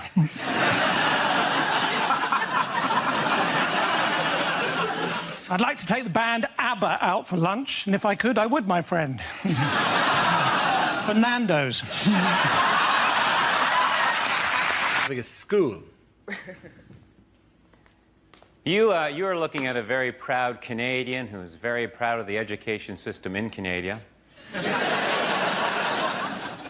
I was horrible in school. I failed math so many times I can't even count. I preferred French over chemistry because the chemistry teacher and I just didn't have any, rapport. One teacher said I'd be a better student if I spent less time flirting. I immediately jumped off his lap. One teacher used to always say I wasn't very observant, but you know what? That was his or her opinion.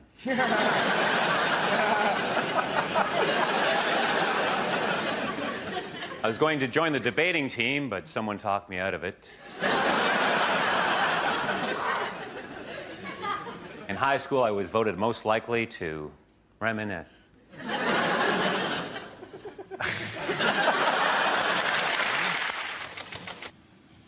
Okay, the topic is health. Where you go? I'm a lot sportier than I might look. In fact, I picked up a little niggle at the gym the other day.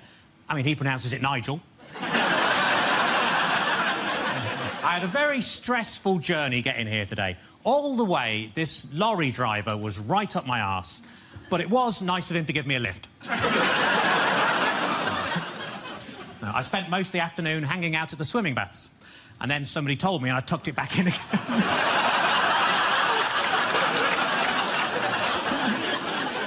I put on a lot of weight recently, so I rang up Weight Watchers. I said, it's an emergency. Can you send somebody round? And they said, yes, we can. We got loads of those.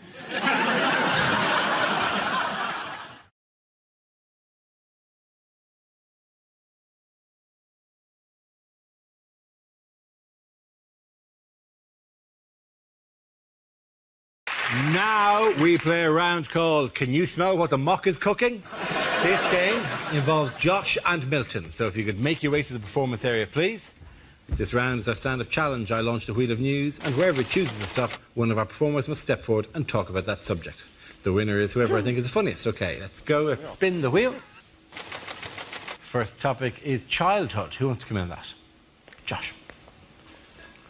I grew up in a small village in Devon, which was as fun as it sounds. Very little happened. To give you an idea, the most exciting thing that happened in my village was when I was 7, for a brief period, there was a bull in a field. And I was terrified of this bull. I used to walk past my dad and go, oh, don't worry about that.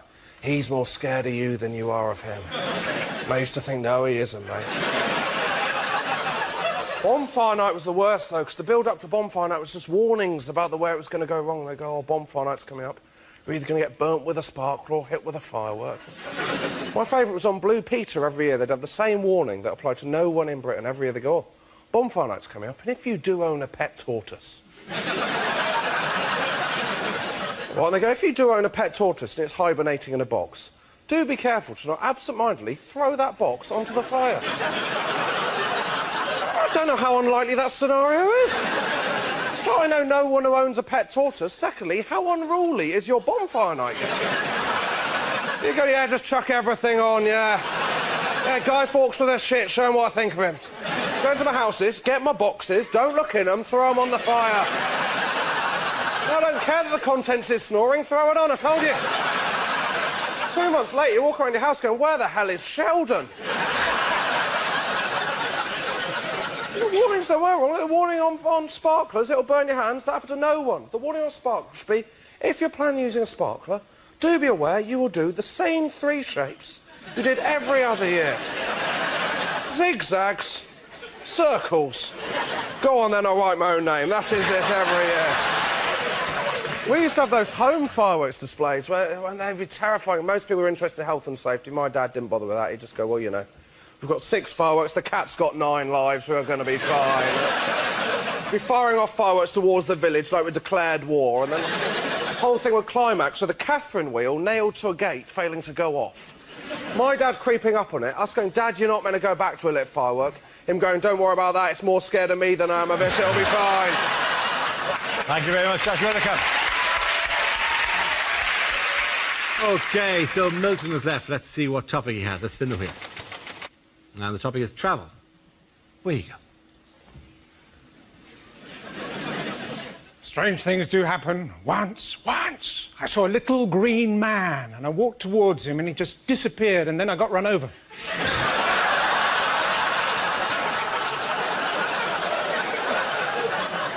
Kuala Lumpur, that was a bit of a disappointment. I always thought it was a bear crossed with an Oompa Loompa. You know, clingy but quite hard-working.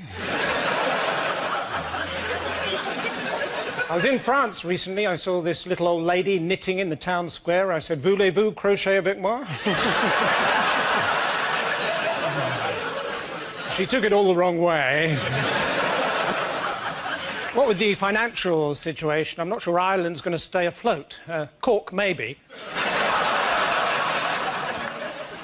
11 days it takes to walk to Torquay holding the hand of a 7-year-old. Well, that's what I thought. It was his birthday treat, but turns out he actually wanted a walkie-talkie. I'm very English, really. I even ordered a book on the internet, How to Have Absolutely Nothing to Do with Your Neighbours. Unfortunately, I was out when it was delivered.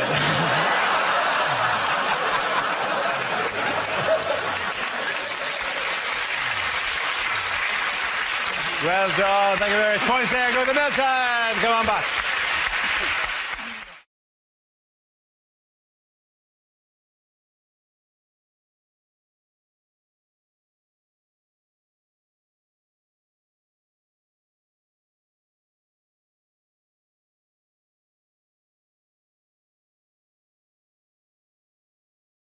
$25 in a row. What is the question? How many green bottles are standing on Charles Kennedy's windowsill? Is it you've just been picked up whilst hitchhiking? What's the last thing you want to hear the truck driver chuckle as he nods towards the 24 empty rucksacks in the back? Is it how many times does Dara O'Brien crack one off on Blue Peter?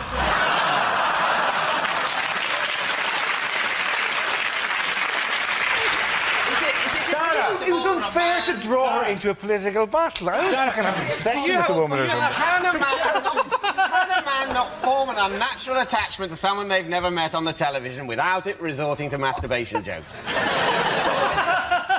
He's just made a little shrine. I've not made any little shrine. And can I point out, stop writing Dara Fancies Connie on a piece of paper.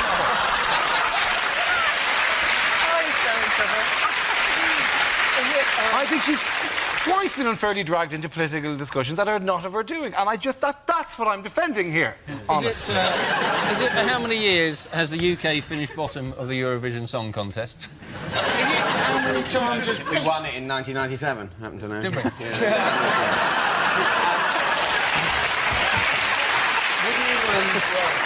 So, that shoots you down, my friend. Would you like to sing us that song, David? Well, I would, but unfortunately a court order says I mustn't. It was Katrina and the Waves, actually. Is it how many times does Victoria Beckham throw up during lunch? Is it how many letters are there after A? Is it Cliff Richard has had 25 top 10 hits? How many were shit? Is it how many researchers from GMTV won phoning competitions last year?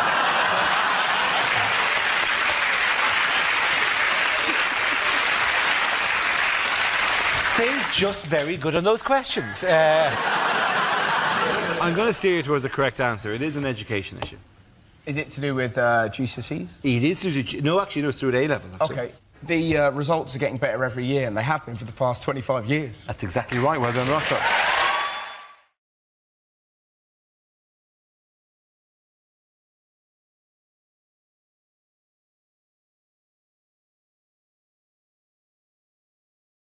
We start, as ever, with our round called Headliners. Here's a picture of former Prime Minister Tony Blair recently, but what does BGBC stand for? Is it Britain's greatest bullshitter celebrates? Is it, in fact, Blair's guilt-free, blood-stained conscience? That was a lovely answer.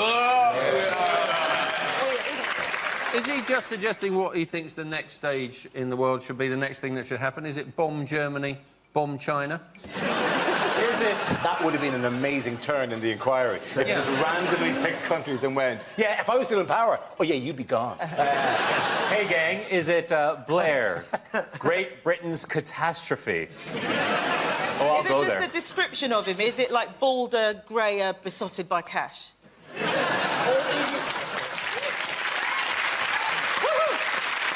Is it Blair given blue cordon?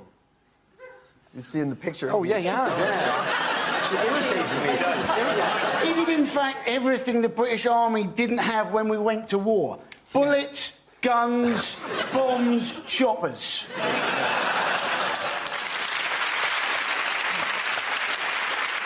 Is it Bush's grinning bum chum? Would somebody give me the answer? Blair grilled by Chilcott. Very good, well done, Andy.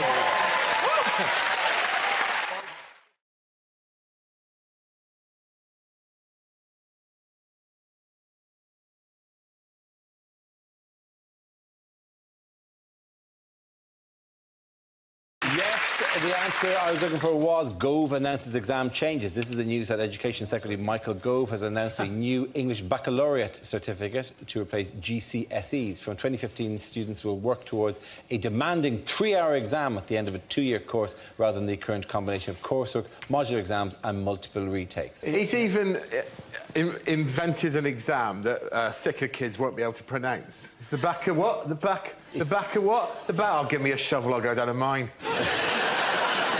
I think the idea is if you're academic, then you get a baccalaureate, and otherwise they teach you practical skills like how to baccalaureate.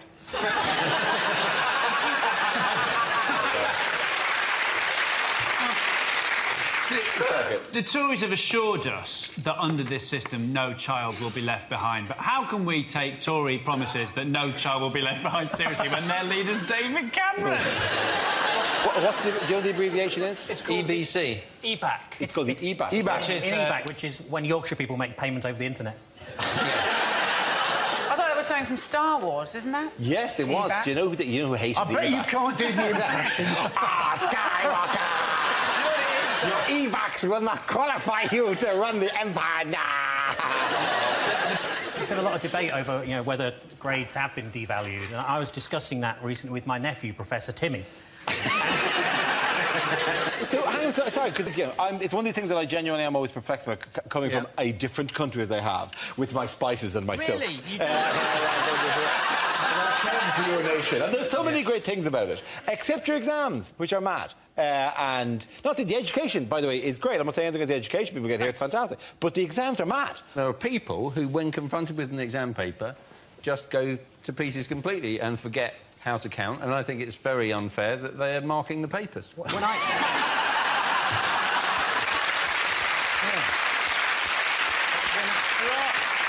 There are people who just shouldn't be taking exams. My friend Carl was at sixth form college with a girl who got her A-level results, and when she pulled out the piece of paper with the 3 letters telling her what her future would be, she went, "That spells none."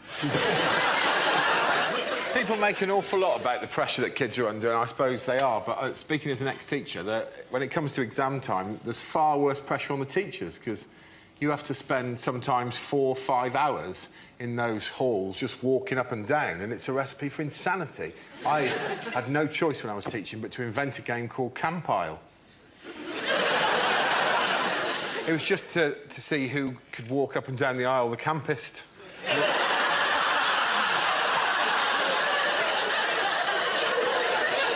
We started off just sort of slightly mincing. Honestly, by the end of it, I was walking down a full aisle of children like this.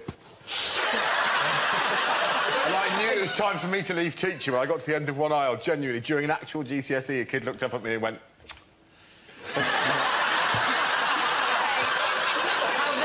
So were you essentially voguing your way?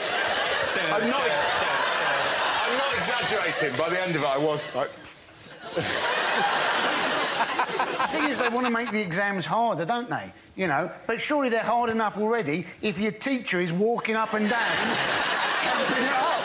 Oh, no, I'm still qualified, technically. We'll have to cut this bit out. Really? Is that your safety net? Yeah. Oh, that's really sweet. Do you think anybody, having seen you in In-Betweeners, anybody is ever going to... Well, you've always got a trade. What is the problem with it? I did a gig at the University of Central England, which is in Birmingham. That's what they're trying to hide from you. And As an opening line, I said, UCE! So called because that's the grades it takes to get in. But I had to explain it to them. I'll tell you what, I was in an exam when I was at school. My mate at the back of the hall went... we were all waiting to leave. Someone at the back of the hall went... Meow. Mr Mears and the exam invigilator went... and then someone else went... Meow. And then... Meow. From different parts of the hall, and it led to my favourite sentence I've ever heard come out of an adult's mouth, which was, all right, no one leaves until the meowing stops. At the end of that round, the points go to Chris, Hugh and Gary.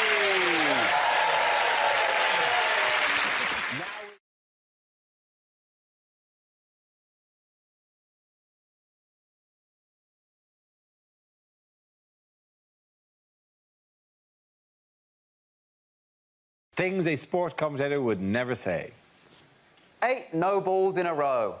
You join us for the women's 100-metre final. Rory McIlroy is on the green. He holds the baby lamb aloft. This is for an eagle.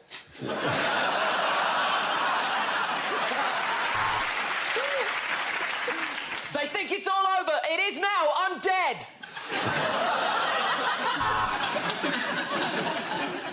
And the Russian champ beginning her floor routine now. Running, big jump, and a tumble, and a little tumble, and then rolling around, and then a bit of swirling. To be honest with you, I normally do the darts. Joe Root's up now for England. He's quite cute, isn't he? He could spend a couple of hours at my crease.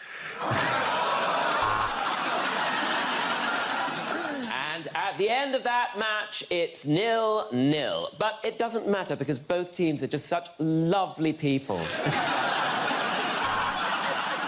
Well, there are 3 horses in it. This is the worst sausage I've ever had. And the Ferrari crosses the line in the worst case of cheating the London Marathon has ever seen. Welcome to the Monaco Grand Prix. And yes, they do all sound a lot like bees.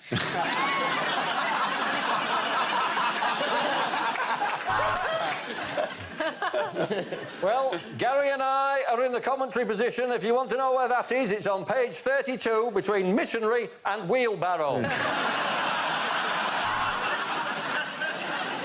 Shock news as FIFA awards the 2022 World Cup to the Islamic State.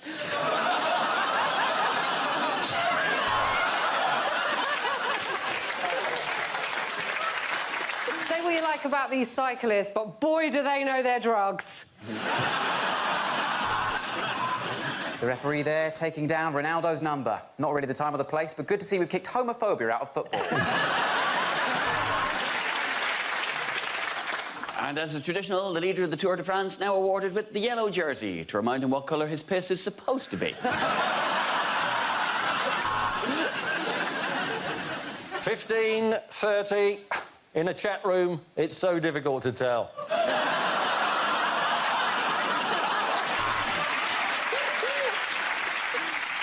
Incredible delivery from Serena Williams. The baby came out in 7 minutes and she didn't even shit herself. Oh, that is long, very long. I'll put it away now and get on with the comments.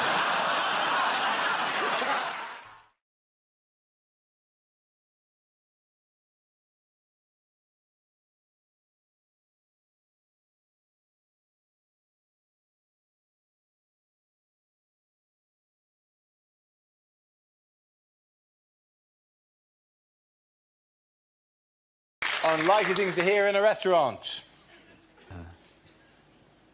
Let's skip the pudding. You look like you've had enough already.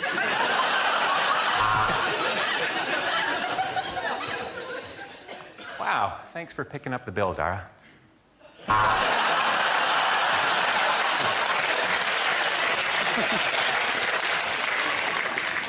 No, I'm sorry, we don't have snail porridge. No, this isn't owned by Heston Blumenthal. This is Heston Services.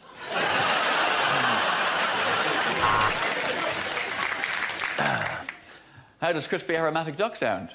Quack, quack. But that was before it was either crispy or aromatic. Do I have a reservation? Well, I'm not sure about all these Polish people moving over here.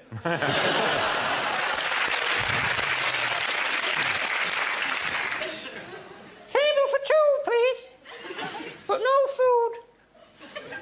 I'm a woodworm.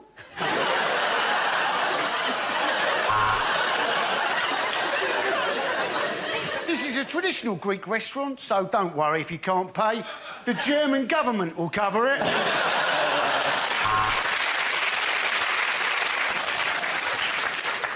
You'd like a Foster's? Hang on, I'll see if we've got any left. Barry, any Foster's left? Yeah, keg's nearly full, Jim.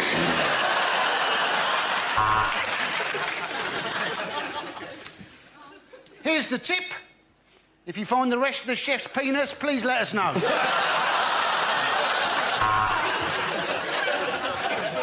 Have you been to a harvester before? I'm joking, no one comes twice. It's nice to see the rugby players getting along with the dwarves.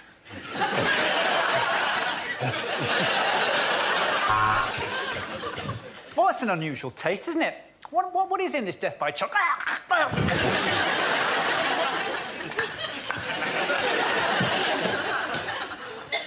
It's nice to see Zara and Mike getting along.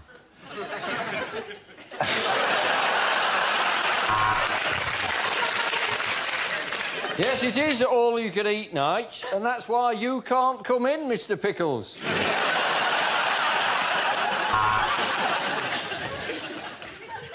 Oh, my God. There's a man's face in my soup and it looks just like me.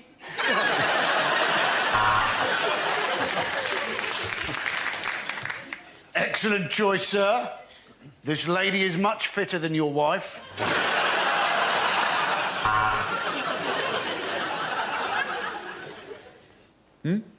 Rose for the lady. If you want to do something for the lady, why don't you fuck off? OK, then the points go to Chris Stewart.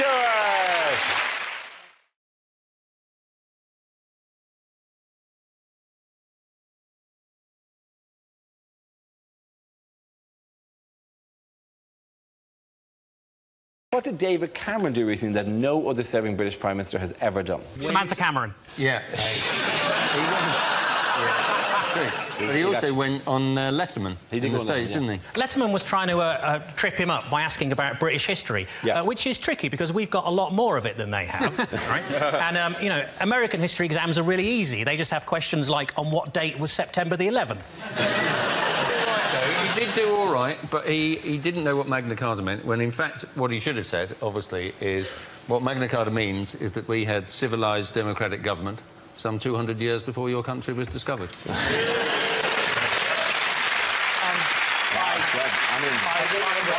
And also, I'd imagine, had he said that, it wouldn't quite have gone as well as an appearance as he would have liked. David Cameron was on a complete charm offensive. Look at you, your small, poxy country. New and useless. We're older than you. Older, feel my history. He could. I think he could also have gone, you say your name is Letterman. In my country, we would call you Postman. I'm sorry. He wasn't going on as a Bond villain. I am from that would be cheek. Kill him now. They love us as villains. They always have English people as villains. They don't know who he is. This was we could have sent anybody. We should have sent Alan Rickman. Hello. Do you know what he came out to? Yeah, I know what he came out to. He came out to loads of dry ice, and they said it represented a London fog when we haven't had a London fog for over 100 years. That's the stereotype image that those Americans believe. What? The fat, dumb redneck.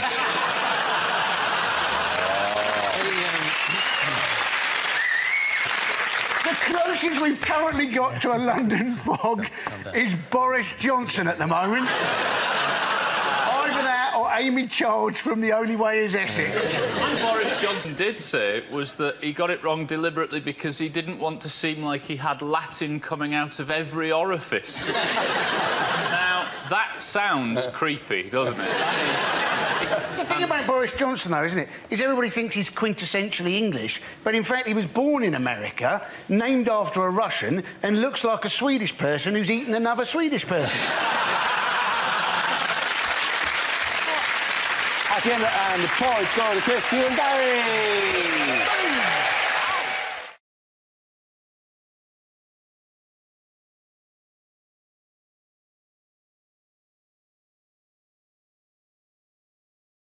Unlikely things to hear on Question Time. Allow me to answer your question with a question. Why don't you fuck off?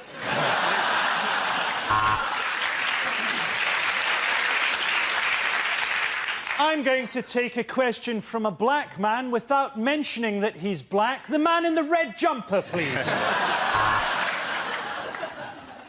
Do I believe the economy's in recession? Well, I believe it was Churchill who said, "Oh, yeah."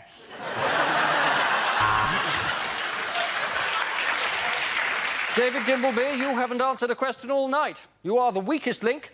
Goodbye. A good question there. Is the BBC dumbing down? What do you think, Barry Chuckle? Yes, my question is for Delilah.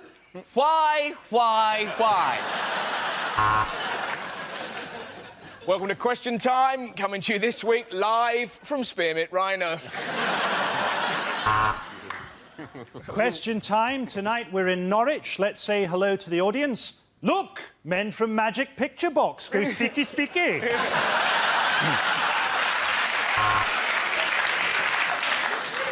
Is the wrong answer, Charles Clark. Take off an item of clothing.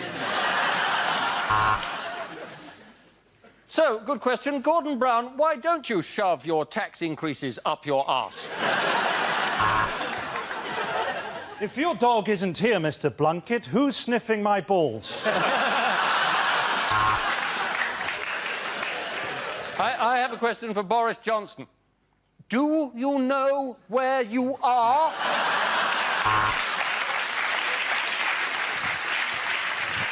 Is Britain becoming more misogynist? Let's ask this bitch. At the end of that round, the points go to Russell, Ed and Andy.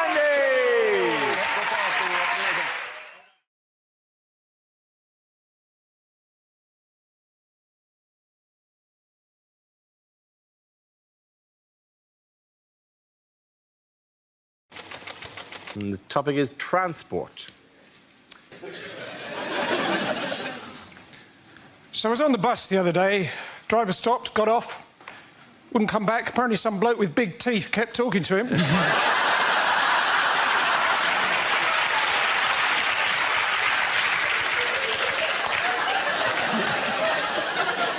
Before that, though, I overheard a mermaid on the bus. She said, I like sitting on the beach, but my other half likes swimming.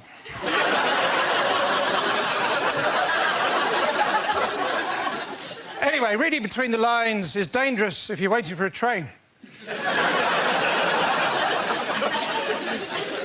Anyway, I did a show in Liverpool recently, and afterwards a bloke came up to me and said, Hey, listen, I want to talk. I said, well, just keep practising.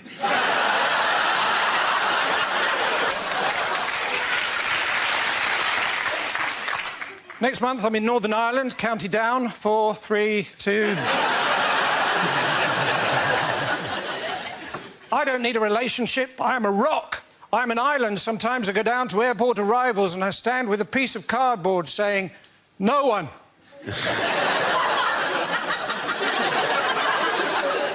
Well, I did that until I had to give a lift to a Mr. Noon. Well done.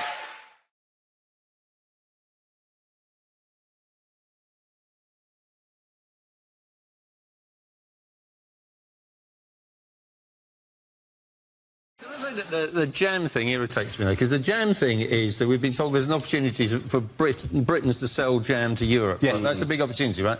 And all the Twitter comments were trying to sell jam to the French, all the French provide all of that. But they do, but we make really good jam. We make really, really good jam. And I hate this thing. Doing down the country. Yeah. No, whereby everything that comes from France is more sophisticated. Their jam just comes from a big jam factory near Marseille. I mean, when I was a kid, we all thought ski yoghurt was incredibly sophisticated. It was made in Swansea. When you started that, I thought, where's he going with this? And it's just like, oh, he just loves jam. jam is really complicated. I mean, it's not good because you go to Waitrose. Jesus Christ. You just want a jar of raspberry jam. Can you find it? You can find framboise. What the fuck is that? It's food. Oh, OK. Oh, very similar topics. I once went to a buffet in Reading, and that's not even the joke. It was organised by a woman called Wendy, and it was so beige. It was so bland. It was like a buffet representation of Reading.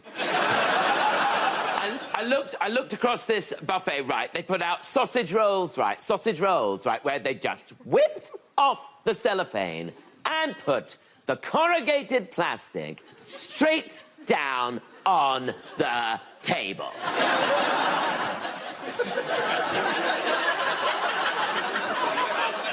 Like we were dogs!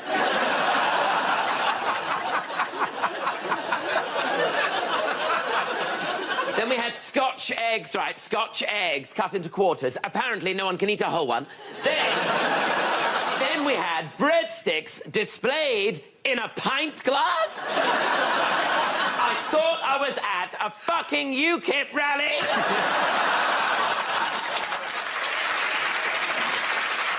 Then she starts putting down cold pizza slices next to wontons. No one's mixed Italian and Chinese cuisine like that since Marco Polo.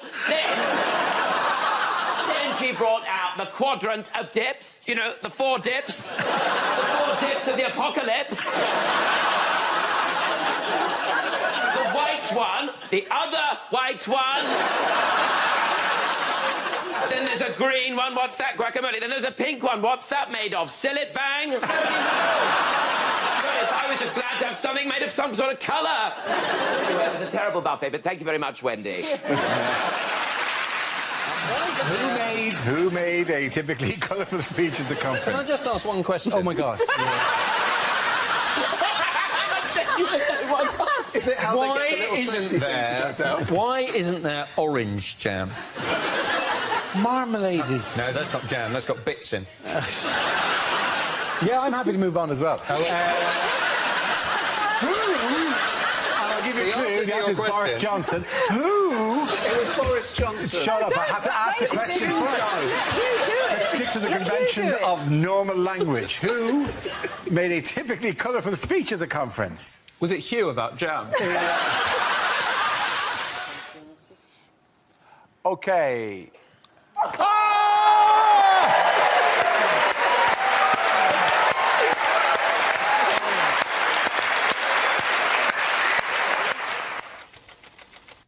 The topic is drinking. Now, according to police, right, apparently in nightclubs, 1 in 20 drinks are spiked. Now, I was thinking this could give you a little excuse not to go into work the next day. Phone up work, I can't come in, my drink was spiked. How do you know? Well, I had 20 of them. One of them must have been. Of course, if you go and see your doctor now, they give you a little test, don't they? My doctor, he said to me the other day, he said, how many units of alcohol have you had this week? I said, 21. He said, that's not bad. The maximum's 28. I was thinking it was bloody lucky I saw him on the Monday.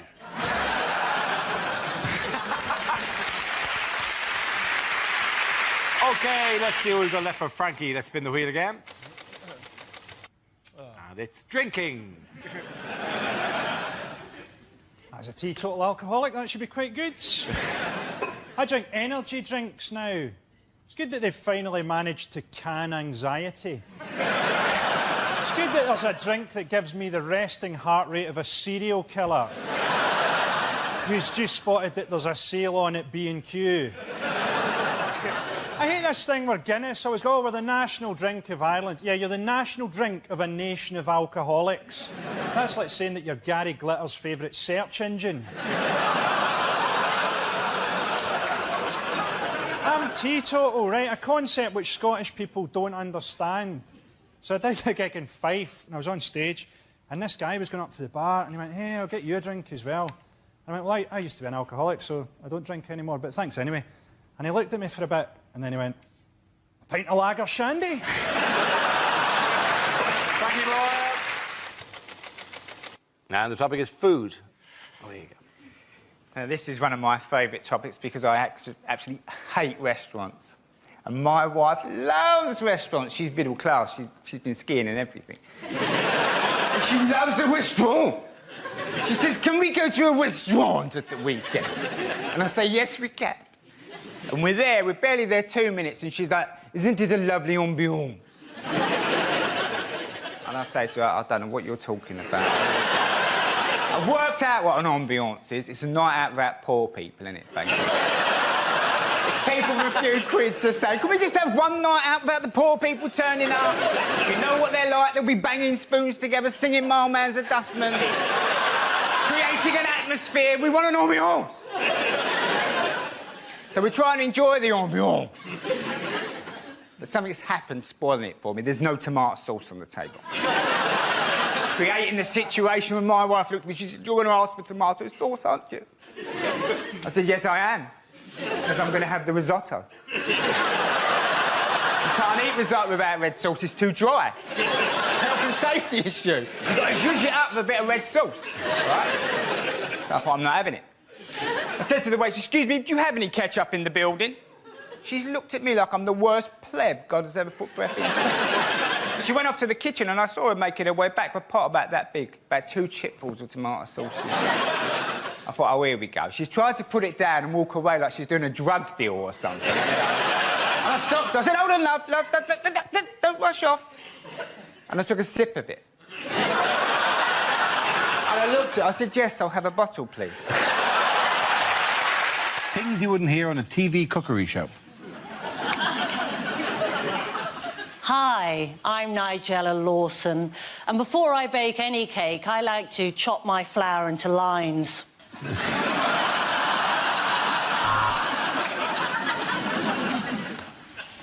can see that's rising nicely. It does that every time I think about how much money Channel 4 are going to pay me.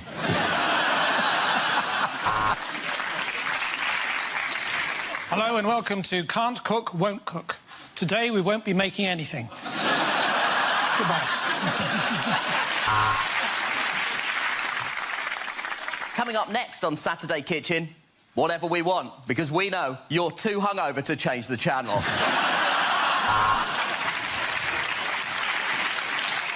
This is a hot pot. This is a fucking hot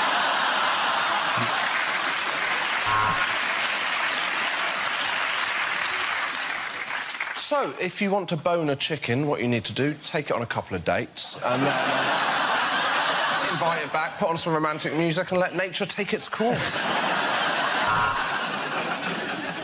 There is a bit of a problem on this week's food and drink. I've finished all of it.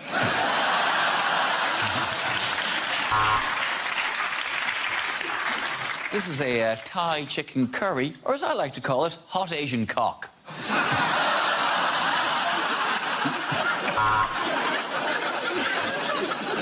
OK, Sam, let's see what you've brought in your bag of ingredients. It is a pint of wine and a large Malteser. Right, welcome to Southern Cooking for Northerners. First up, quinoa. What is it and why it can fuck off?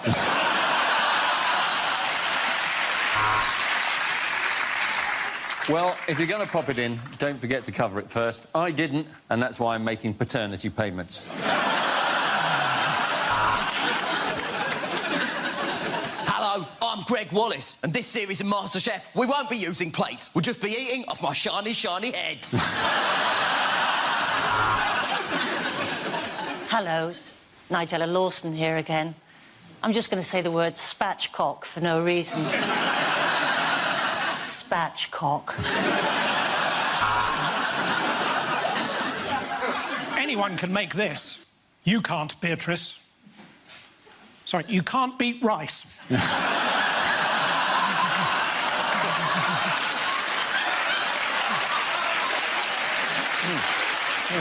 just all go home. Yeah, let's just go home. Welcome. Welcome to Great Indian Bake Off. I'm Paul Bollywood.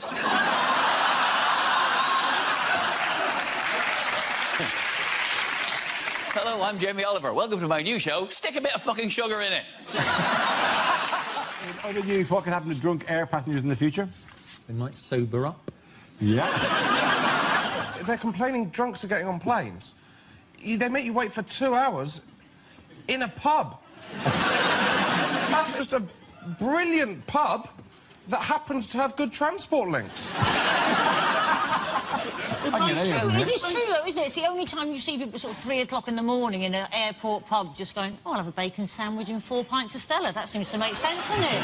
We're here. As soon as you take away windows, all responsibility goes, doesn't it? It can be any time I want it to be. Totally agree. I saw a guy, this was out of order, 7 a.m, having a Wagamama's. What the hell are you doing? You're right, you're right. What is going wrong in your life? There's a guy drinking a Guinness, looking across, going, he's got problems. It's only a problem on planes, though, isn't it? It's not a problem in airports, is it? And it's only a problem on planes if you get so drunk that you go, right, you, outside, now. But they always say that people get drunk and try to open the doors. Presumably you can't actually open those doors. I don't think somebody can just run... The doors, obviously, they can't be open, otherwise we'd all still be on the last plane we got onto. You can't... Yeah, but you can't in a kind of a, hello, you're a very pretty... who says, whoa! That big roundy bun doesn't go from... Whoa! Give me a call! That's right! James, Joey and Andy!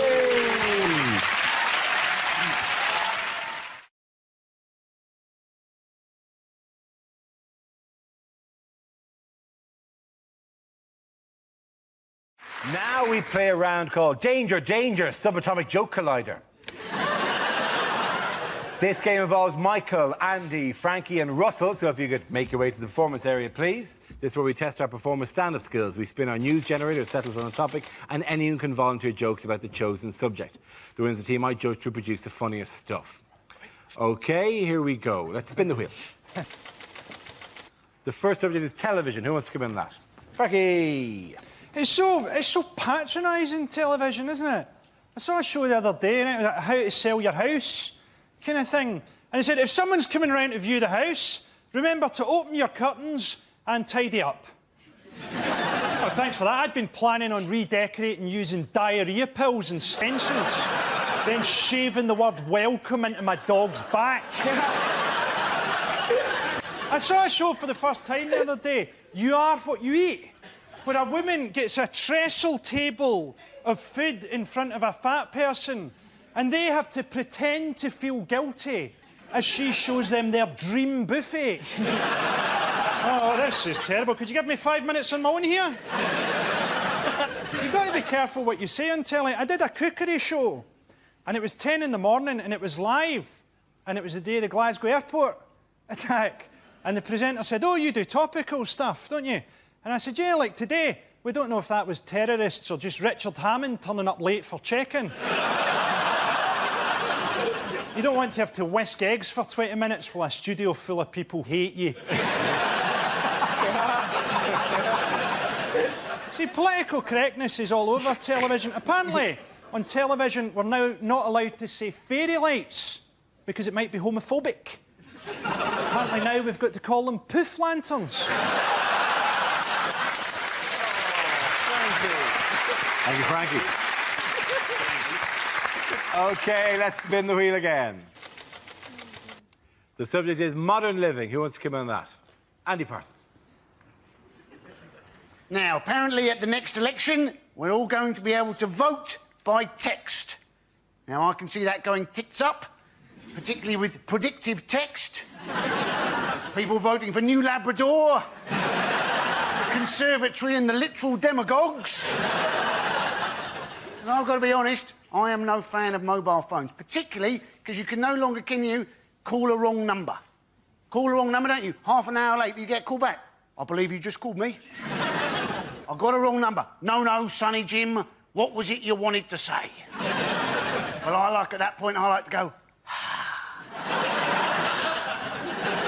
brilliant. I get to make a dirty phone call, but they've had to bloody pay for it.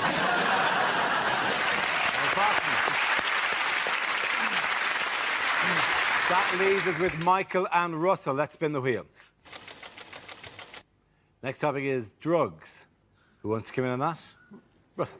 Good laugh, mate. I get offered drugs loads. I was at Glastonbury this year, right? And this bloke came up to me. He was like, "Oh, mate, do you want some shrooms?" And you're quite tempted, because everyone's like, "It was amazing, man. Had a chat with the tree. Good guy. He was called Nathan. You'd love him. We could play racquetball Thursday week. What a chap." But you know, if you took mushrooms, you'd be the one who would have the story that would end up on the front page of the papers. Do you know what I mean? "I killed a lollipop lady. She wouldn't let me lick it and I killed her." So in the end, right, it's really embarrassing. I had 3 packs of Starburst just shoving in front of my tummy, like, nom, nom, nom, nom, nom, nom. I was like, my guts totally gave way, and this lovely old lady came up to me and was like, "Are you all right?" Now, you've never known being truly pathetic until you've looked into the eyes of a kind stranger and gone, "I've eaten too many sweets."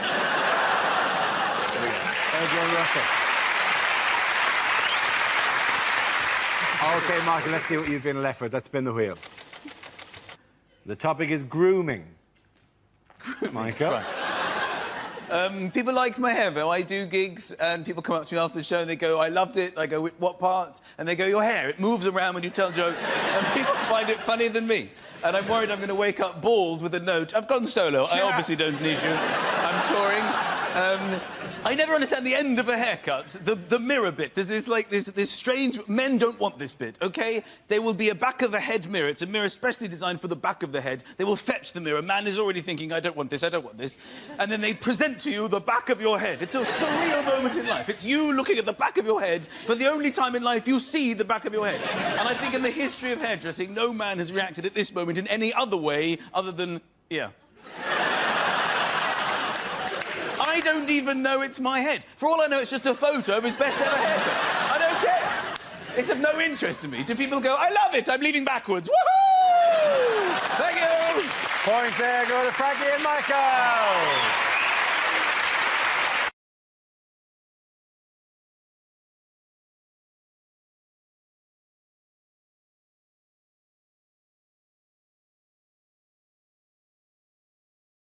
Now we play a round called Set Your Phasers to Fun. This game involves Hal and Gary, so if you could make your way to the performance area, please. This round is a stand-up challenge. I launched a wheel of news, and wherever it chooses to stop, one of our performers must step forward and talk about that subject. The winner is whoever I think is the funniest. OK, here we go. Let's spin the wheel. First subject is building. Who wants to come in on that? Hal Crutton. Building freaks me out a bit. Well, builders intimidate me, because I've had builders come to work at my house and they work for like 2 days, then go away for a week. And you end up making that phone call to them, and it makes me feel like a little kid whose parents have split up and the dad's being really crap. It's the same conversation. You just go, you said you'd come on Saturday. You said you'd be here on Saturday. I'm really sorry, mate. I've been really busy. I can make it Tuesday. Do you promise you'll come on Tuesday? Can we go to the park? I love you. They intimidate me. I've had a builder come and give me a quote on a problem in my house and make it worse right in front of my face. Literally, feeling my wall, go, "Yeah, feel that damp, mate. That's chronic. That's soaking wet, yeah? All round there, that's soaking wet, yeah? I put a little knife in, yeah? Watch it crumble. Look at the plaster fall away from your wall. Look at the size of that hole in your wall. That hole wasn't there when you arrived. It's massive, isn't it, mate? It's massive." No other job does that. No other job diagnoses a problem by making it worse, do they? Nobody. You know, doctors don't go, "I think you've got brittle bones, mate, I do," and then stamp on your leg, do they? "See that, mate? Your leg was like a twig, yeah? I think you got a dodgy heart as well." Boom! See, you having a heart attack, you see? I actually tried to help this builder finish our kitchen, and he just stopped and went, "Mate," and I kind of jumped because I'd been momentarily transfixed by the beauty of the bubble and the spirit level. He just stopped. He said, "Seriously, mate, leave it. You don't know what you're doing. I'll finish it off." And that night I had a dream that I was making love to my wife. And he walked in and said, "Seriously, mate, leave it. You don't know what you're doing. I'll finish it off." Thank you very much, Hal Crutton. OK, it's Gary now, so let's see what topic you've got, Gary. Let's spin the wheel. Topic is childhood. As a child, I was made to walk the plank. You know, we couldn't afford a dog. My 6-year-old refuses to eat anything other than alphabeti spaghetti. Luckily, he's dyslexic, so I just buy him normal spaghetti. Seems to work. Dad, these are all L's. Yeah, it's Welsh. I bought him some medicine for his ADHD. On the side of the bottle, it said concentrate. I thought if he could do that... I bought a really nice 12-year-old Scotch. Obviously, his parents weren't pleased. I hate people who complain about breastfeeding in public. I don't want to see it, or that's disgusting, or you can't do that, you're not a woman.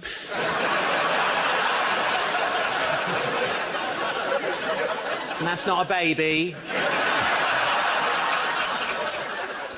As kids, we always enjoyed dipping ginger nuts into a steaming hot cup of tea, but of course nowadays that's called bullying.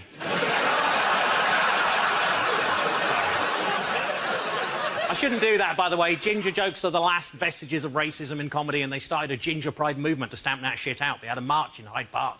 Well, they were going to when the sun came out.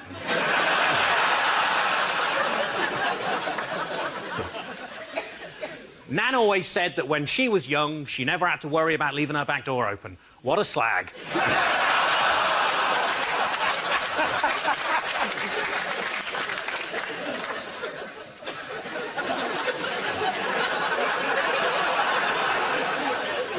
I'm totally going to get in trouble with the family again. This is really not worth it. You got to look after your health as you get older. The other day I did a poo and noticed there was a little blood in it. I said, "Oi, bruv, get out my toilet, innit?" Thank you. Well done, Guy Delaney. Well done, both of you. Points for both of you. Come on back.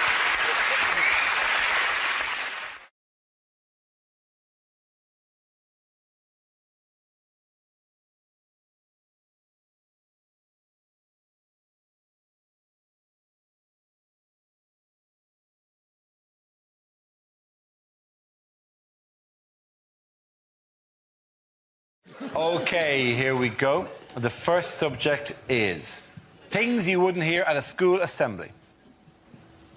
OK, today we're going to have a special outing. So, Miss Williams, if you'd like to tell everybody why you're a lesbian.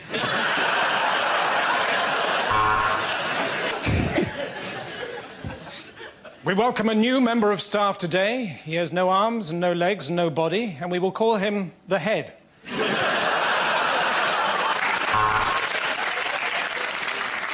Would whoever's milkshake is bringing all the boys to the yard, please stop it? I'm sorry to keep you waiting, boys and girls. I've just had a shit the size of a baby seal. If you are found in possession of cocaine, you will be given 100 lines. No, wait. And today in the after-school club, we're going to be using paper mache to make a mother that actually loves you enough to pick you up at 3 o'clock. I'm delighted to say that during the summer holidays, Mr. Wang married Miss Kerr.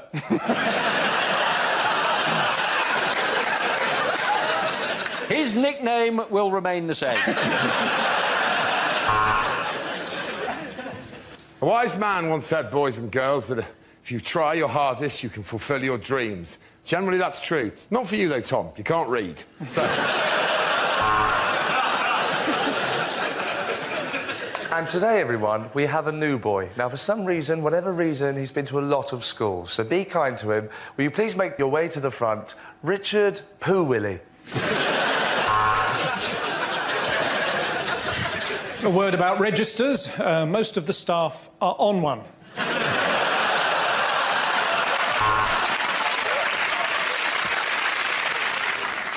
So that is how you put on a condom. But, sir, shouldn't you have used a cucumber? Not with that E. coli kicking around. Sorry I'm late. I just had a bit of a run-in with an interactive whiteboard. It told me to fuck off. I've had all your mums.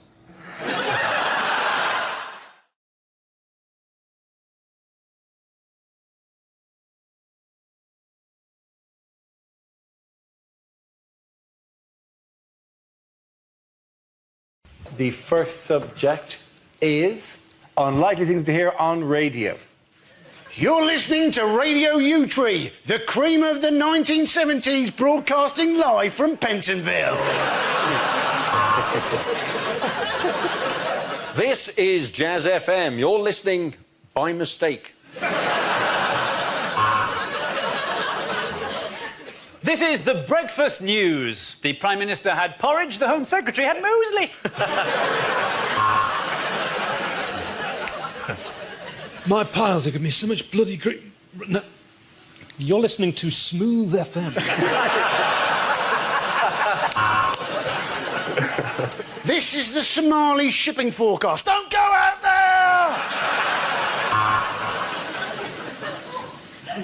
This is Magic FM. Pick a frequency, any frequency.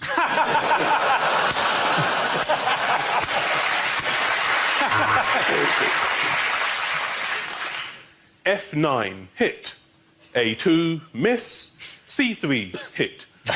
That was the battle shipping forecast.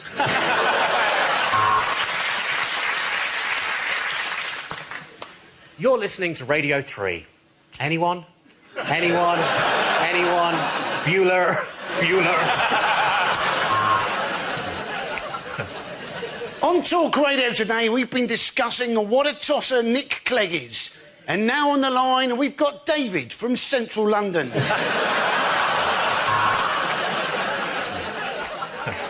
That was God is Dead by Black Sabbath. You're listening to Vatican Radio.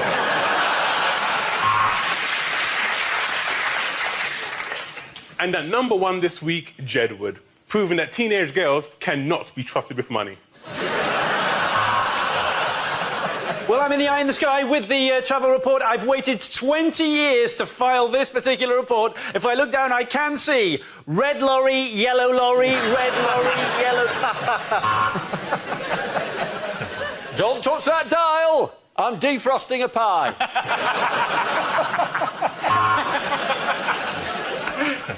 Next up on Radio 1, Nick Grimshaw. He's not very good, but he's only 28, so he definitely didn't get up to anything in the 1970s. Next, Ed Miliband lays out his policies in I'm sorry I haven't a clue.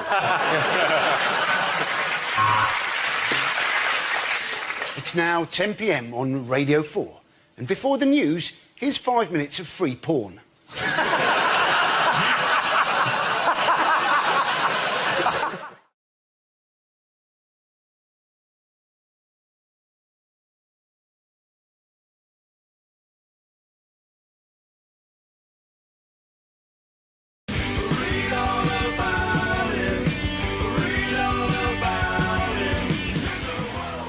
Okay, here we go. The first subject is the Olympics. Who wants to come in that? Any person? Now, I don't know how you got on with getting tickets for the Olympics. There are still tickets for the Greco-Roman wrestling. Yeah, whoopee-doo.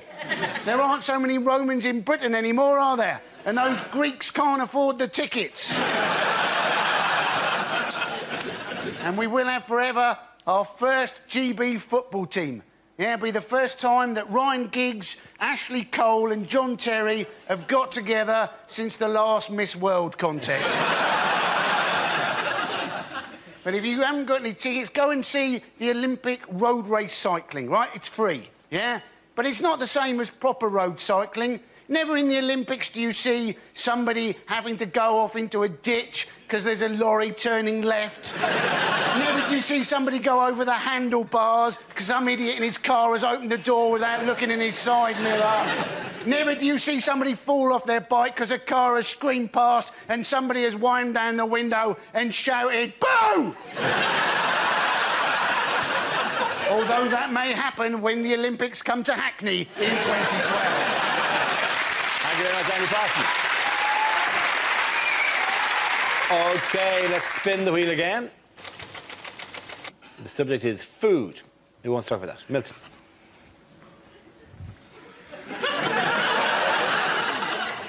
I went for an Italian recently. Well, he was annoying me.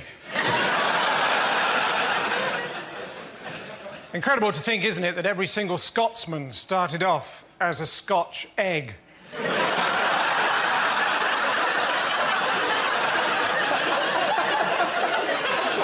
Cold and gingery. I was grilling some tomatoes the other day, saying, "Who are you? Where'd you come from?" I almost got into the SAS. I failed on one question. They said, right, imagine the scenario. Terrorists have taken hostages. They're holding them in an embassy. What are your preferred tactics? I said, I like the orange ones.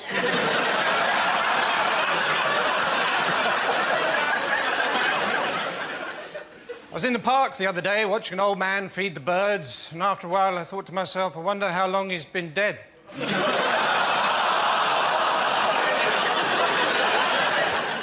When the boys in the playground found out that I had a potentially fatal allergy to peanuts, they used to shove me up against a wall and make me play Russian roulette with a bag of Revels.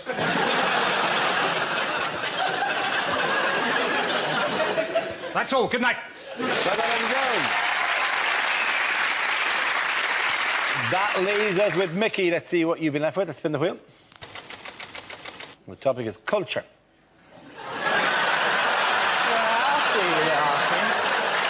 Yeah, here we go. Look.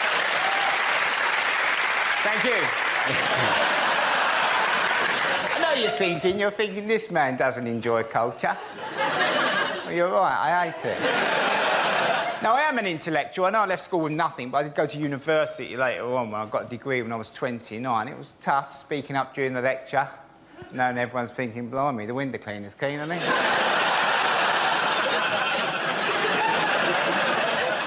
But when I came out, when I got the degree, I thought, that's it, I'll be interested in things now, won't I? It's all going to be fine. So I thought I'll go back to the art galleries again. Went into the art gallery. I don't like art galleries. I'm never quite sure how long you're supposed to look at the pictures for. I should give you a bit of guidance, you know, because I can crack on in a gallery, I really can. 3 or 4 minutes. Boss, that's not bad, that's not bad, that's not bad. Just mess that up. I can be over by the door in about 5 minutes. The wife's crying at a Matisse. Come on, love, there's a Wetherspoons round the corner. But the other thing is, you've got to enjoy looking at other cities, apparently. The city break, does it actually exist, the city break? Is it a real thing? Went with the wife to Prague the other week, and she said, after a couple of days, she said, are you enjoying yourself? I said, yeah, I've just paid 15 quid for 2 cups of coffee. But at least we've got that bridge to walk over again. Because I've never done that before. Or maybe we could go to the castle.